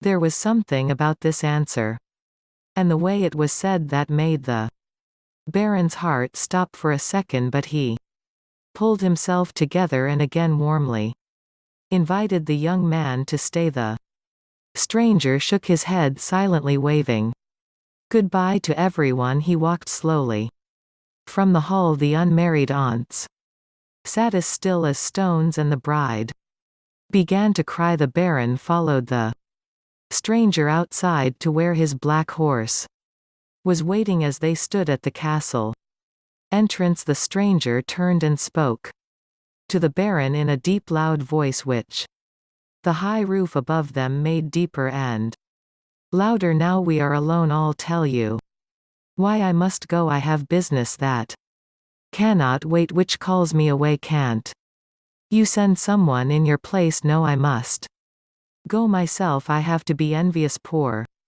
Cathedral. Yes, but not now. Tomorrow you'll take your bride and marry her. There. No, replied the stranger 10 times more seriously than before. I'm not going to marry. Death is waiting. I'm a dead man. I was killed by robbers. My body lies in Vert's work. At midnight they'll bury me. My grave is waiting. I mustn't be late. With that he jumped on his horse, rode across the wooden bridge that took him to the road, and soon disappeared into the dark windy night. The Baron returned worriedly to the great hall and told everyone there what had happened to ladies fainted and others felt sick at the idea that they'd eaten dinner at the same table as a ghost. Some said perhaps he's the Wild Hunter. He's a famous ghostly figure in many old German stew. A tall, strong, larger-than-life fighter, riding a black horse through the air at midnight. He often calls loudly to the group of noisy big black dogs around him. Their eyes always shine with red fire when they smell the warm meat of lonely travelers still out on the road after dark. The Wild Hunter hunts the living, and a crazy crowd of thin gray figures always dances after him. These are the ghosts of the newly dead, headless, armless or legless, who moan and bleed helplessly as they're pulled by the hunter and his dogs through the endless night sky. Others disagreed with that idea. Perhaps he came out of the dark, rocky heart of a mountain, or from deep under the ground below an old tree in the forest. They said anyone who didn't really believe the bridegroom was a terrible ghost or goblin of some kind had to change their ideas. The following day, next morning, a letter arrived at the castle explaining about the young count's murder and his funeral in Würzburg Cathedral. Part 3.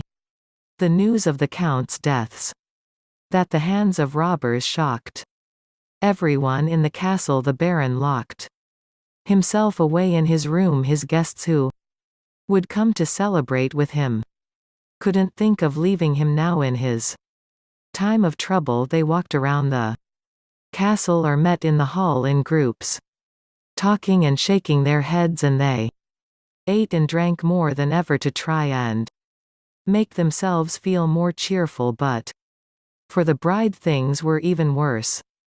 Just think of losing the man of your dreams before you've even taken him in your arms, and what a man he had been. The ghost of him was so polite and so fine looking, she said to herself, and I'm sure when he was alive he was even polite and finer than that. She filled the castle with her moans and sighs. On the second night after she'd met and lost the love of her life, she went to her room. One of her aunts, the fatter one, went with her. She didn't want the girl to sleep alone. This aunt, who was one of the best tellers of ghost stories in Germany, was telling one of her longest stories when she fell asleep in the middle of it. The room looked out on a garden. Lying in bed, the young woman watched the moon shining on the leaves of the tree that stood outside her window. As she listened, the bell of the castle clock sounded 12 times. It was midnight. Suddenly she heard soft guitar music coming from the garden. She left her bed and went to the window. A tall figure stood below among the shadows of the trees. It looked up at her, and just then the silvery light of the moon shone down on it. She recognized the face. It was her ghostly bridegroom.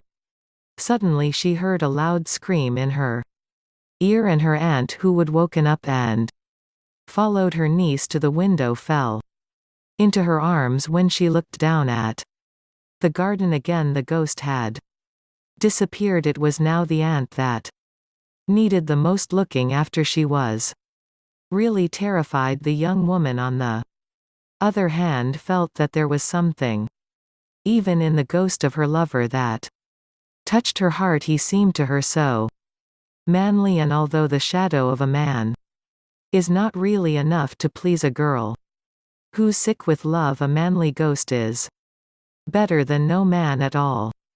The aunt said, I never want to sleep in this room again. The niece answered, and I'll never sleep in any other room in the castle except this one.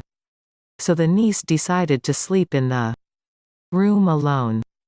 Promise me faithfully you won't tell anyone about the ghost, she asked her aunt. I promise. The aunt replied. The niece didn't want to lose the only happiness she had in the world. She didn't want to leave the room near that garden which her lover's ghost haunted at night. I'm not sure if the aunt kept her promise or not. She loved telling stories, and it's fun to be the first person who learns about a piece of news and can then inform others. People say she kept her promise for over 6 days, but she didn't have to keep things secret for longer than that. While she was sitting at the breakfast table on the 7th day, a servant came in saying, nobody can find the young lady. Her room's empty. She hasn't slept in her bed and her windows open. She's gone. Everyone at the breakfast table was shocked at the news. Even the poorer relatives stopped eating for a moment. Then the fat aunt, who could say nothing when she first heard the news, suddenly began telling the story of what she'd seen in the garden, adding the goblins taken her to. Of the servants added, it's true, we heard a horse hurrying down the mountain road at about midnight. It was surely the ghostly bridegroom on his black horse taking his bride away to the grave. All strongly believed what they said was true, because awful things like this often happen in Germany, as you'll see if you read all the reports about them. What a terrible thing to happen to the Baron, both as a father and as part of the great Katzenelnbogen family. It was unspeakably awful. As a ghost taken my only daughter to the grave, or am I going to have a wild hunter as a son-in-law, or maybe half-goblin grandchildren? As usual, he began running around worriedly, and everyone in the castle became nervous. He gave orders to his men to take your horses and ride through the old involved forest at once. Look for my daughter on every hill, in every valley, and along every road. The Baron himself had just pulled on his boots and was ready to get on his horses back when he saw something that made him stop. A young lady was riding towards the castle on a white horse, and a young man on a black horse was riding beside her. She rode up to the gate and jumped down from the horse. At once she fell at the Baron's feet and put her arms round his legs. It was his lost daughter, and her friend was the ghostly bridegroom. The Baron was very surprised. He looked first at his daughter and then at the ghost, and almost couldn't believe his eyes. The ghost seemed in much better health since his visit to the land of the dead. His clothes were rich and fine, and he looked strong and manly in them. He was no longer white-faced and miserable. His face was pink and full of life, and happiness shone from his large brown eyes. The mystery was at an end. The young man, as I'm sure you've guessed already, introduced himself to the Baron as Helman von Stock and Faust. He explained about his adventure with the young count, and told of how he'd hurried to the castle to bring the sad news, but that The Baron had stopped him speaking again. And again when I saw the bride she won my heart, he went on, so I decided to stay for a while as the Count in order to spend a few hours at her side. I was thinking about how I could say goodbye and go when suddenly your story about the Goblin Baron, it gave me the idea for the strange way in which I left, because you and my father are enemies. I knew later visits of my wouldn't meet with your approval, he added, so I came back in secret, haunting the garden below your daughter's window. There I met her, talked to her, won her heart, and carried her off with me to church where we've just celebrated our wedding. Normally the Baron was a hard man. He liked his daughter to obey him, and his ancestors' enemies were his enemies too. But he also loved his daughter, and he'd believed he would never see her again. Now he was happy to see her alive, and although her husband was the son of his enemy, at least he wasn't a goblin. Young man, he began, I have to say there's something not quite honest and true about the way you told me you were dead.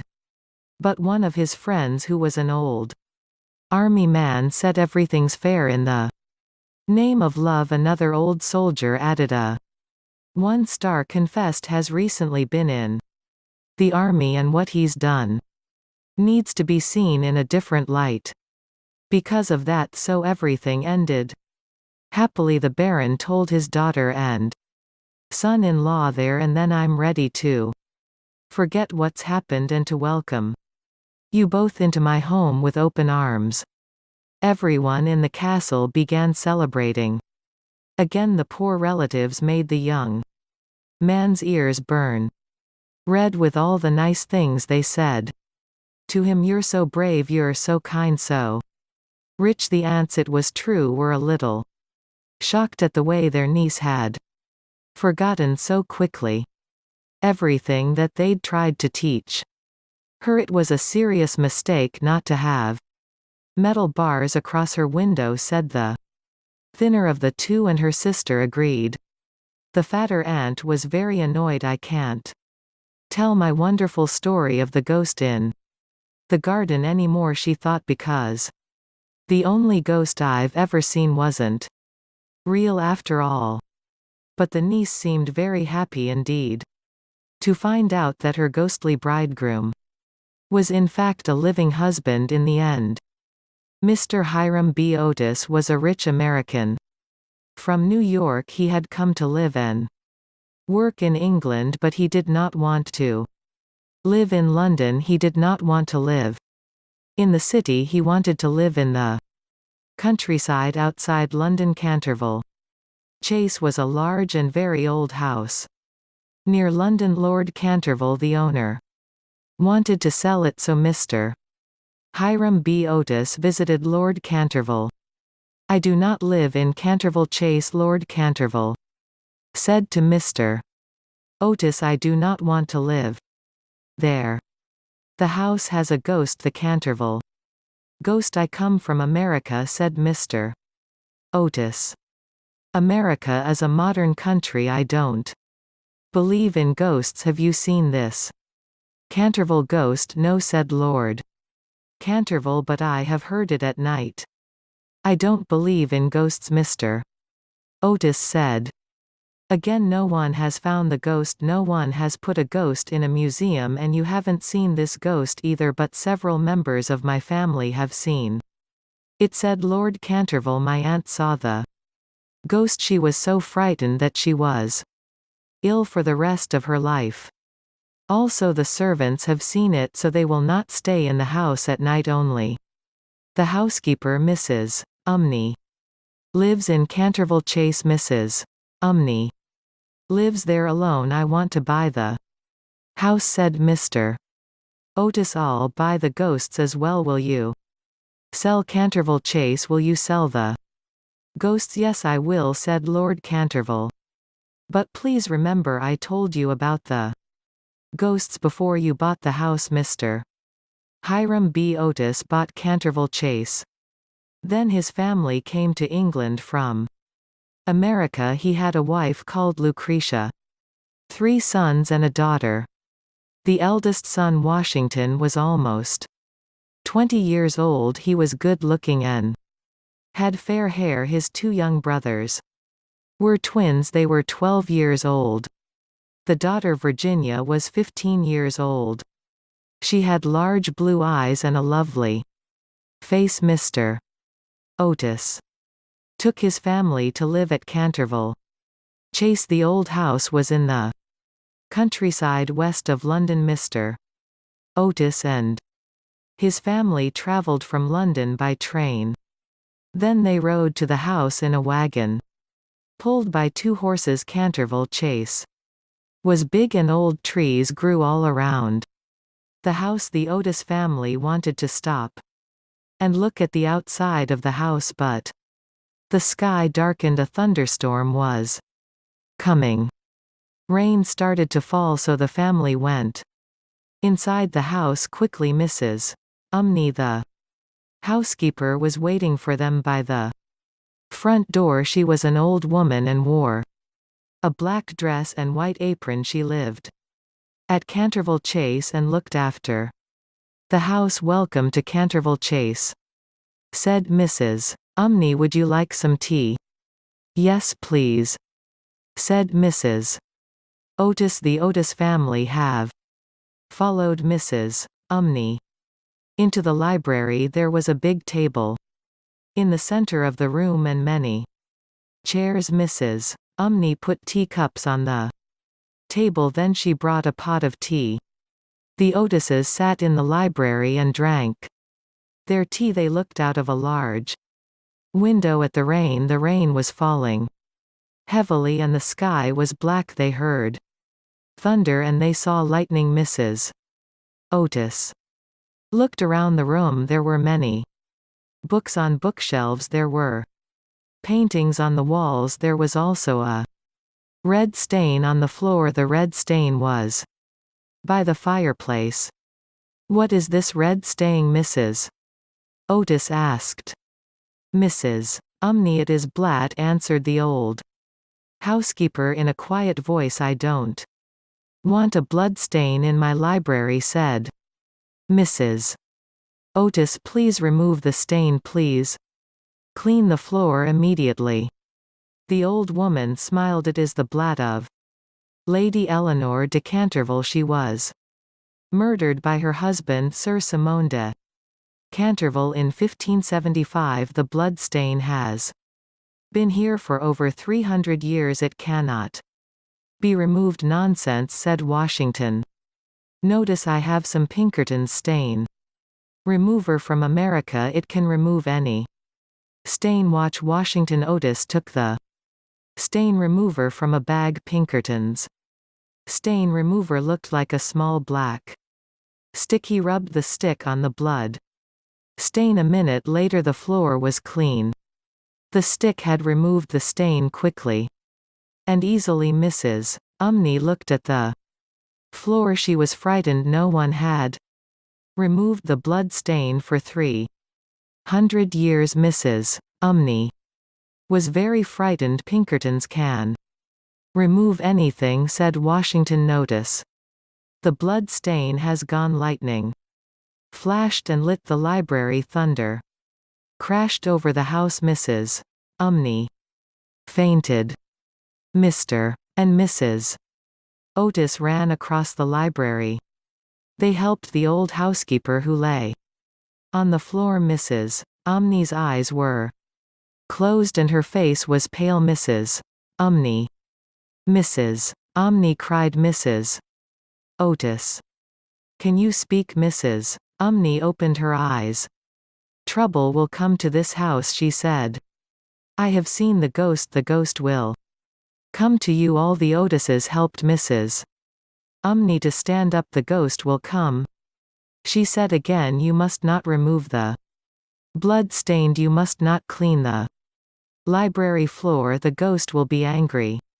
Then Mrs. Umney went upstairs to her room. "What's luck for the ghosts?" said the Otis boys. Let's look round the house. The Otises looked round the house together, but they did not see the Canterville ghost. That night the family went to bed early. The storm continued all night. Next morning they went into the library. The blood stain had reappeared on the floor. "I'll remove this blood stain once more," said Washington. Otis' mother doesn't want a blood stain in the library. "I'll clean the floor again." He removed the blood stain with Pinkerton stain remover. The library floor was clean, but the next morning the stain had come back again. "This is very strange," said Mr. Otis. "I'll lock the library door at night. No one can come into the library. No one can put a stain on the floor. I don't think Pinkerton's stain remover is bad," said Washington. "Otis, I think there really is a ghost. The ghost is making the blood stain. The ghost puts the stain on the floor at night. We must find this ghost," said Mr. Hiram B. Otis. "It must stop making these stains. Your mother doesn't like blood on the library floor." That day the family went out. They walked around the countryside. Near Canterville Chase they went to the nearby village. They looked at the old village houses. Then they walked back to Canterville Chase through the woods. It was a summer evening and the weather was fine. It was late when they got back to the house. The Otises were hungry and tired. After eating supper they went to bed. The bedrooms were upstairs. There was a long corridor upstairs. The bedroom doors were along this corridor. Mr. Otis woke up after midnight. There was a strange noise outside his room. The sound was like metal chains. The chains were rubbing together. Mr. Otis got out of bed and opened the bedroom door. He looked into the corridor. He saw the Canterville ghost in the corridor. The ghost was an old man with burning red eyes. He had long gray hair and wore very old-fashioned clothes. There were chains on his hands and feet.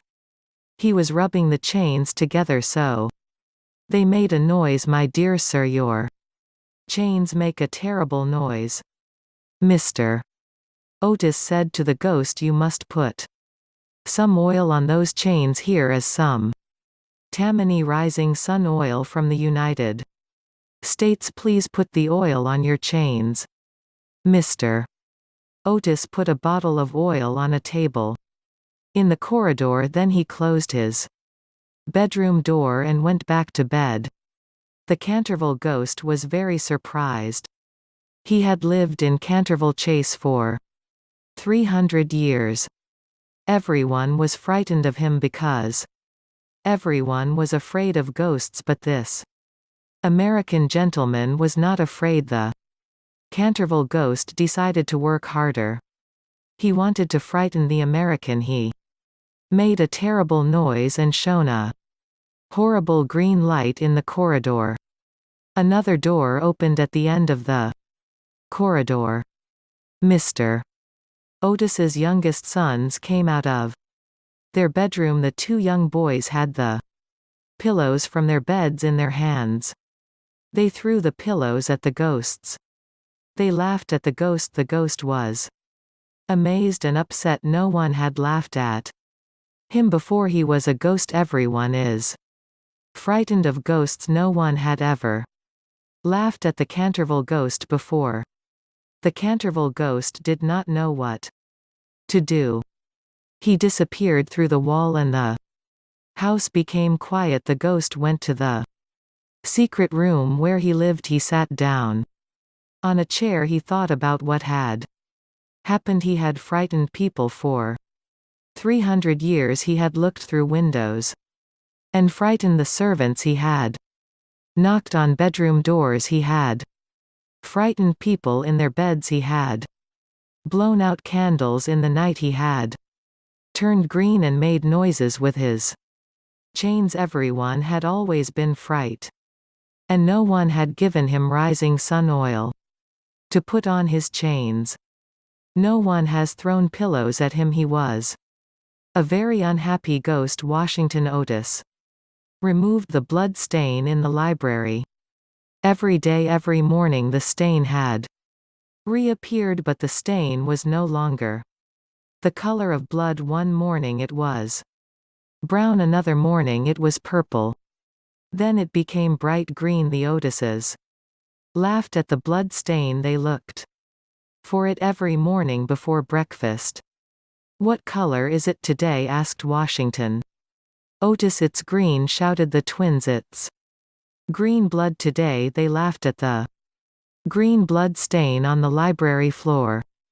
Virginia Otis did not laugh. The young girl was silent at breakfast. The blood stain made her feel sad, and she almost cried when she saw the bright green stain. She was sure that the ghost put the stain on the floor. She felt sorry for the ghost. "The stain has been here for 300 years," said Virginia. "We have been here for 3 weeks. The poor ghost puts the stain on the floor every night. Can't you leave the stain there?" But the others did not listen to Virginia. The second appearance of the ghost was on a Sunday night. The Otises had all gone to bed. Suddenly they were woken up. They heard a terrible crashing noise downstairs. The whole family ran out of their bedrooms. They ran downstairs. It was dark, but Mr. Otis and his eldest son carried candles. They heard another crashing noise in the hallway near the front door. There was a suit of armor in the hallway. This suit of armor was more than 300 years old. It had fallen over and made a loud noise. The Canterville ghost was sitting on the floor next to the armor. The ghost had tried to put on the suit of armor. He wanted to walk around the house and frighten the Otis family, but the metal suit was too heavy. The suit of armor had fallen onto the floor. The Canterville ghost was sitting beside the armor. He was rubbing his knee. He had hurt himself. Mr. Hiram B. Otis pointed a gun at the ghost. Washington Otis held his candle high in the air. The Otis twins laughed loudly. Virginia was afraid and stood beside her mother. They all looked at the Canterville ghost. The ghost was very angry. He stood up and gave a loud shout.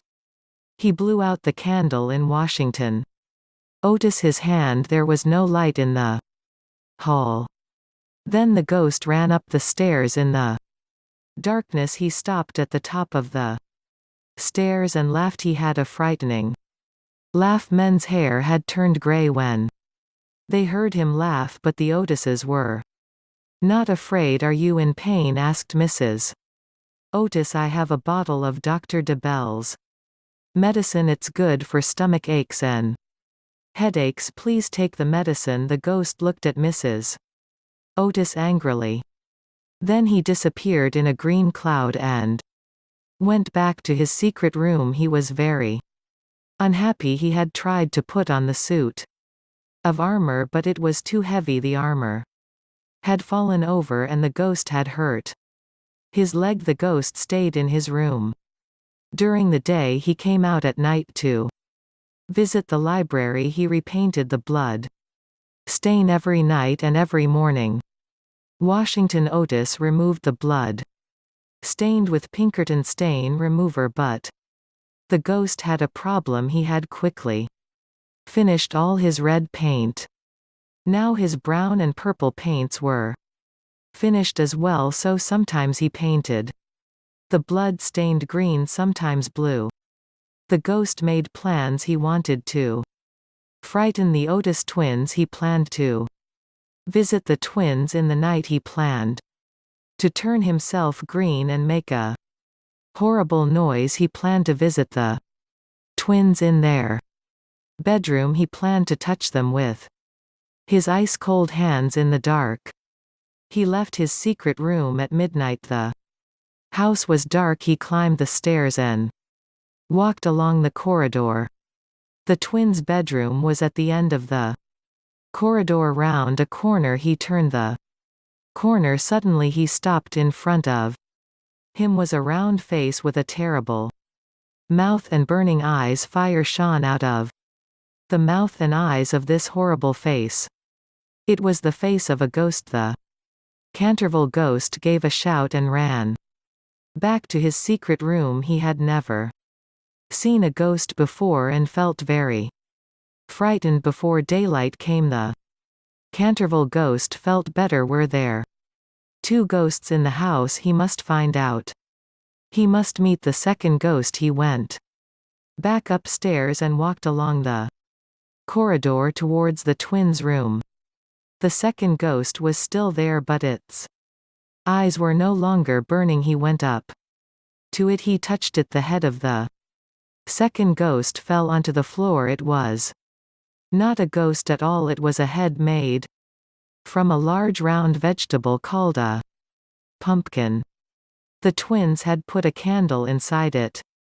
There was a card on the floor. The Otis ghost, the only true Canterville ghost. The twins had put the head in the corridor to frighten him.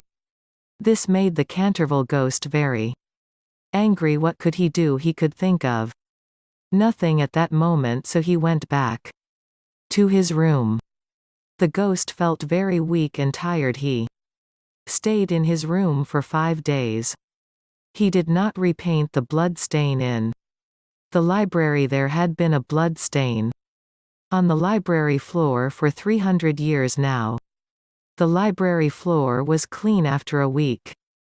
The ghosts felt better. He decided to try once more to frighten the Otis twins. He planned to make his face look as horrible as possible. He waited until the middle of the night. Slowly and silently he walked to the twins' bedroom. It was 1 o'clock in the morning. The house was quiet.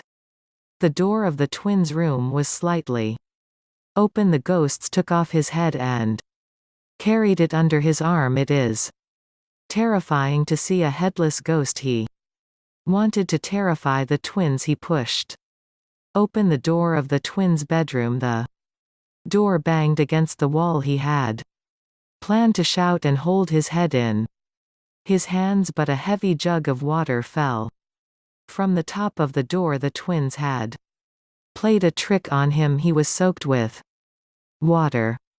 The twins shouted and laughed. The ghosts ran back down the corridor. He could not frighten the twins. He could not frighten anyone in the Otis family. Washington Otis came out of his bedroom. The ghosts stopped running behind him. The twins ran down the corridor. They shouted boo in his ears and waved their arms. Washington Otis laughed at him. The ghost did not know what to do. He ran through the nearest door, went back to the secret room and lay down. He could not frighten anyone. He was a very unhappy ghost. The Otises did not see the Canterville ghost at night again. The twins waited for him. When it was dark, they put a rope across the corridor. They tied metal tins to the rope, but the ghost did not walk into the tins. Only a Mr. Otis came along the corridor. He fell over the rope and was very angry. Virginia Otis was also angry with the twins. Can't you leave the poor ghost alone? She said. Why do you want to hurt him? Why do you want to play tricks on him? He has lived here for a very long time. Leave him alone. The twins did not listen, but the ghost heard Virginia's words. The words gave him hope. One afternoon, Virginia went to the library. The library door was slightly open. She pushed the door wide open and quietly walked into the room. There was somebody sitting by the window. It was the Canterville ghost. He was looking at the library window, which was made of colored glass. There were words painted on the glass. He was wearing his best clothes and had combed his long gray hair. I feel very sorry for You said Virginia quietly. I'm sorry that my brothers were not very kind to you. But you did try to frighten them. Yes, I did. Said the ghost. It is my job to frighten everyone who comes to Canterville Chase. You are very wicked, I know, said Virginia. Mrs. Umney the housekeeper told us that you killed your wife. Yes, I did, replied the ghost, but she wasn't very kind, and it wasn't very kind of her brothers to starve me to death. Starve you to death, said Virginia. Oh, poor ghost, are you hungry? Would you like a sandwich? No, thank you. He replied, I never eat anything. But you are very kind. You are much kinder than the rest of your family. They are ruled nasty and unkind. Stop, cried Virginia. You are nasty and unkind. You stole my paint box. You used my paints to make the blood stain in the library. I never told anyone about it, but now I'm going to fetch my father. She turned to go, but the ghost spoke again. Please do not go, Miss Virginia, said the ghost. I am so lonely and so unhappy. I do not know what to do.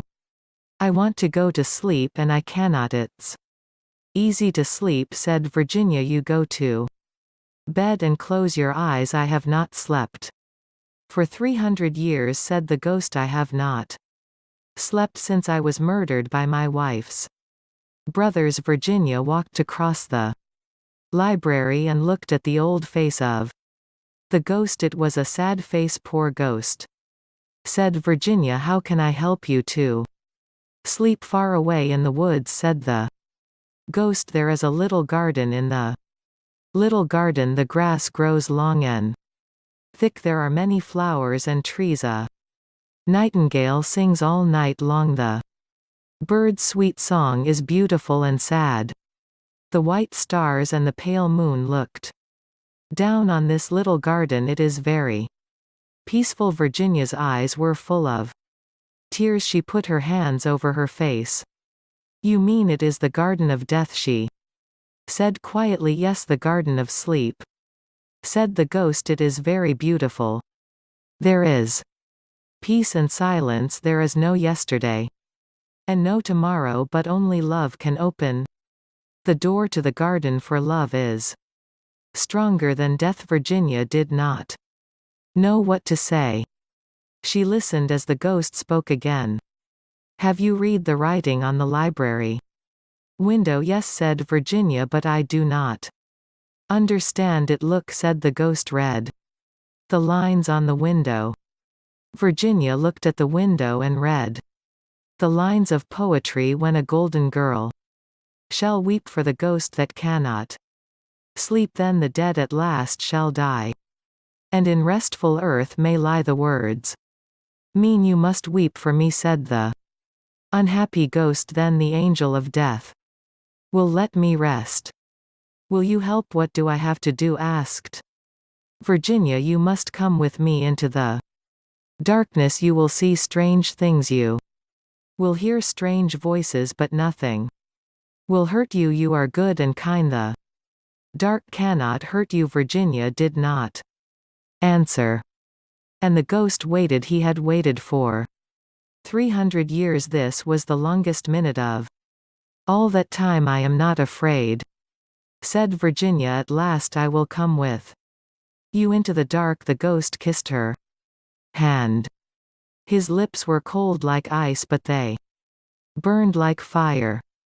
The ghost held her hand and they walked to the wall of the library. The wall opened. There was darkness beyond the wall and a cold wind. Voices spoke out of the wind. Oh, go back before it is too late. Virginia walked into the darkness with the ghost. Virginia and the ghost disappeared through the library wall. Virginia did not come downstairs for supper. Mr. Otis sent one of the servants to her room. The servant could not find Virginia, so everybody searched the house. They looked everywhere, but they could not find her. Mr. and Mrs. Otis were very worried. It was a summer evening and the sun had not set, so the family and the servants searched the gardens before it was dark. In the garden there were many trees and a deep pond. They looked in the pond, they looked in the trees, then they asked people at the railway station, but no one had seen Virginia. Mr. Otis went to tell the village policeman that Virginia had disappeared, but by that time it was dark and no one could search any more that night. None of the family wanted to eat or sleep. They sat in the library and waited. They hoped Virginia would return safely. They planned to search for Virginia again in the morning. It was midnight when the family decided to go to bed. They left the library and started to walk up the stairs together. Suddenly all the clocks in the house struck 12 o'clock and they heard a terrible noise. Thunder crashed outside the house and the Otises heard a dreadful cry. Strange music sounded inside the house and a door opened at the top of the stairs. Virginia stood in the doorway. She looked down the stairs at them. Her face was very pale and she carried a small box in her hand. Where have you been, Mr. Otis asked angrily. Your mother has been very worried. You have frightened us all. You must never play a trick like this again. Except on the ghost, said the twins. You can play tricks on the ghost, father. Virginia said quietly. I have been with the ghost. He is dead and now he can rest. He gave me this box of beautiful jewels. Before he died, she showed her father the small box. Inside was a necklace made of red stones. Where did you get this, asked her father. Where have you been, Mr. Otis forgot to be angry. He was so pleased to see that Virginia was safe. Come all to the door at the top of the stairs. All of the family followed her. Washington Otis carried a lighted candle. Virginia led them along a secret corridor. They came to an old wooden door which was open. Beyond the door was a little room with a low ceiling. There was an iron ring in the wall and 2 chains at the end of the chains was a body. Only bones remained. It was a skeleton. This is the body of Sir Simon de Canterville, said Virginia. He murdered his wife in 1575. Then his wife's brothers shot him in this room. He was given no food. Sir Simon's starved to death. His ghost was in this house for 300 years. But now he has found peace. The Otis family looked around the little room and did not know what to say. Virginia knelt on the floor beside the skeleton and began to pray. There was a funeral. 4 nights later, the Otises buried the body of Sir Simon de Canterville in a grave among the trees. The Otises, Mrs. Umney the housekeeper and all the servants from Canterville Chase stood near the grave. Behind them were people from the nearby village. Many people had come to the funeral.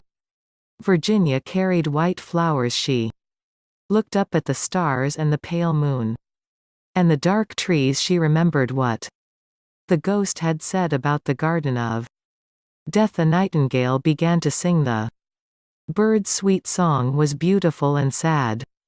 Virginia smiled. God has forgiven him for murdering his wife, she said.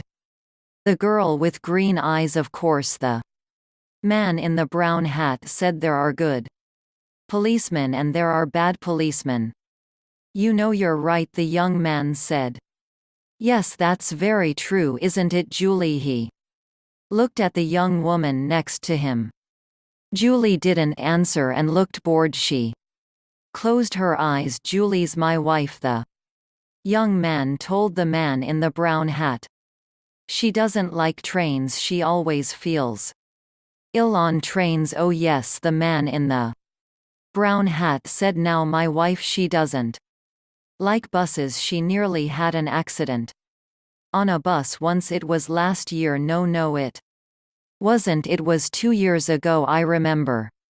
Now it was in Manchester. He told a long, boring story about his wife and a bus in Manchester. It was a hot day and the train was slow. There were 7 people in the carriage. There was the man in the brown hat, the young man and his wife, Julie, a mother and 2 children, and a tall dark man in an expensive suit. The young man's name was Bill. He had short brown hair and a happy smile. His wife, Julie, had long red hair and very green eyes, the color of seawater. They were very beautiful eyes. The man in the brown hat talked and talked. He had a big red face and a loud voice. He talked to Bill because Bill liked to talk to the man in the brown hat. Laughed a lot, and when he laughed, Bill laughs too. Bill liked talking and laughing with people. The 2 children were hot and bored. They didn't want to sit down. They wanted to be noisy and run up and down the train. Now sit down and be quiet, their mother said. She was a small woman with a tired face and a tired voice. I don't want to sit down, the little boy said. I'm thirsty. Here, have an orange, his mother said. She took an orange out of her bag and gave it to him. I want an orange too, the little girl said loudly. All right. Here you are, said her mother. Eat it nicely. Now the children ate their oranges and were quiet for a minute. Then the little boy said, I want to drink. I'm thirsty. The tall dark man took out his newspaper and began to read. Julie opened her eyes and looked at the back page of his newspaper. She read about the weather in Budapest and about the football in Liverpool. She wasn't interested in Budapest and she didn't like football, but she didn't want to listen to Bill and the man in the brown hat talk. She thought, Bill never stops talking. Then suddenly she saw the tall man's eyes over the top of his newspaper. She could not see his mouth, but there was a smile in his eyes. Quickly she looked down at the newspaper and read about the weather in Budapest. Again the train stopped at Dawlish station and people got on and got off. There was a lot of noise. Is this our station? the little girl asked. She went to the window and looked out. No, it isn't. Now sit down, her mother said. We're going to Penzance, the little girl told Bill. For our holidays? Yes, her mother said. My sister's got a little hotel by the sea. We're staying there. It's cheap, you see.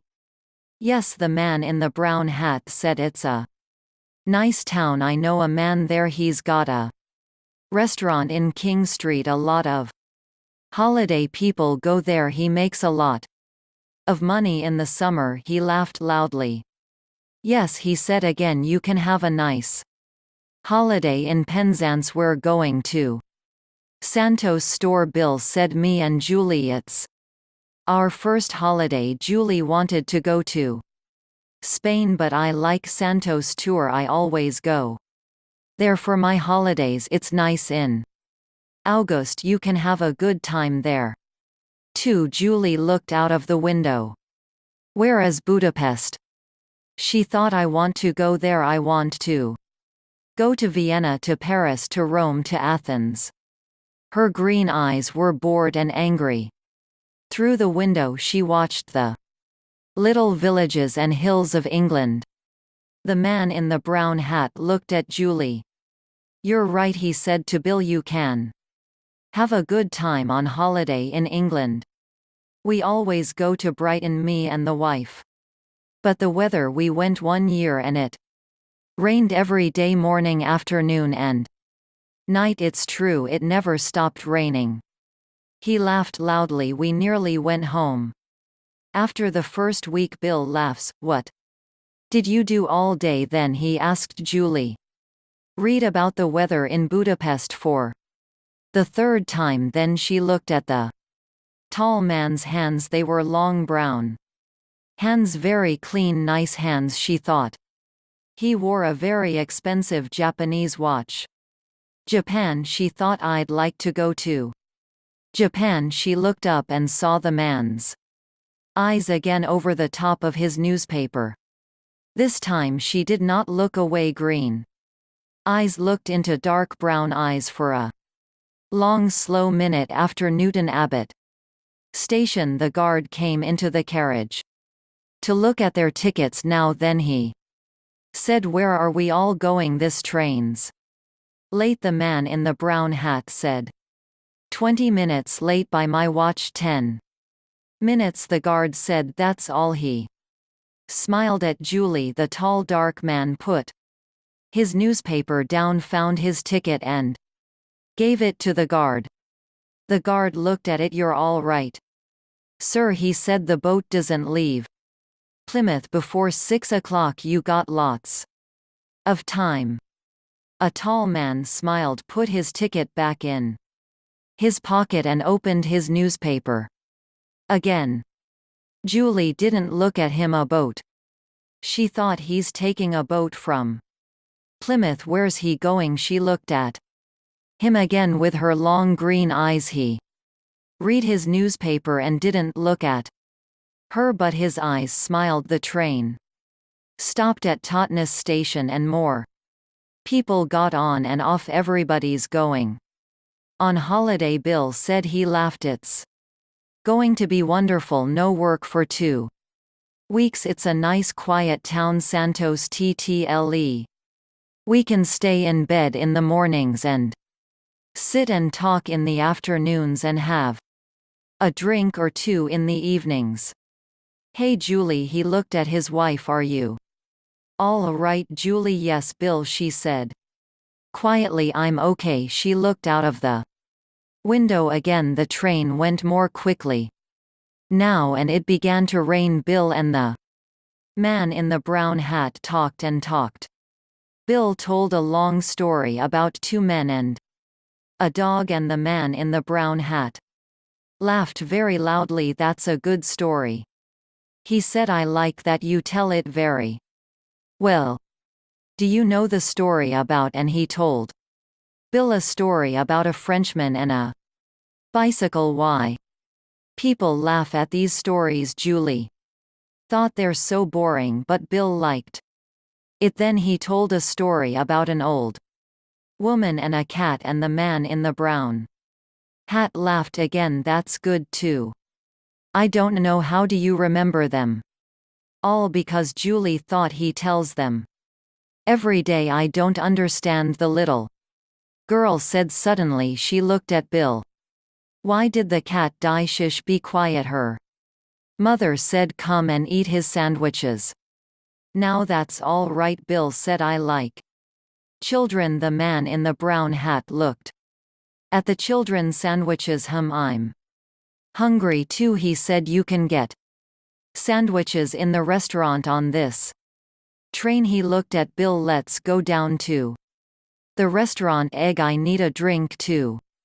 Bill laughed. You're right, it's thirsty work telling stories. The 2 men stood up and left the carriage. The little girl ate her sandwich and looked at Julie. But why did the cat die? She asked. I don't know, Julie said. Perhaps it wanted to die. The little girl came and sat next to Julie. I like your hair, she said. It's beautiful. Julie looked down at her and smiled for some minutes. It was quiet in the carriage. Then the tall dark man opened his bag and took out a book. He put it on the seat next to him and looked at Julie. With a smile, Julie looked back at him and then down at the book. Famous towns of Italy.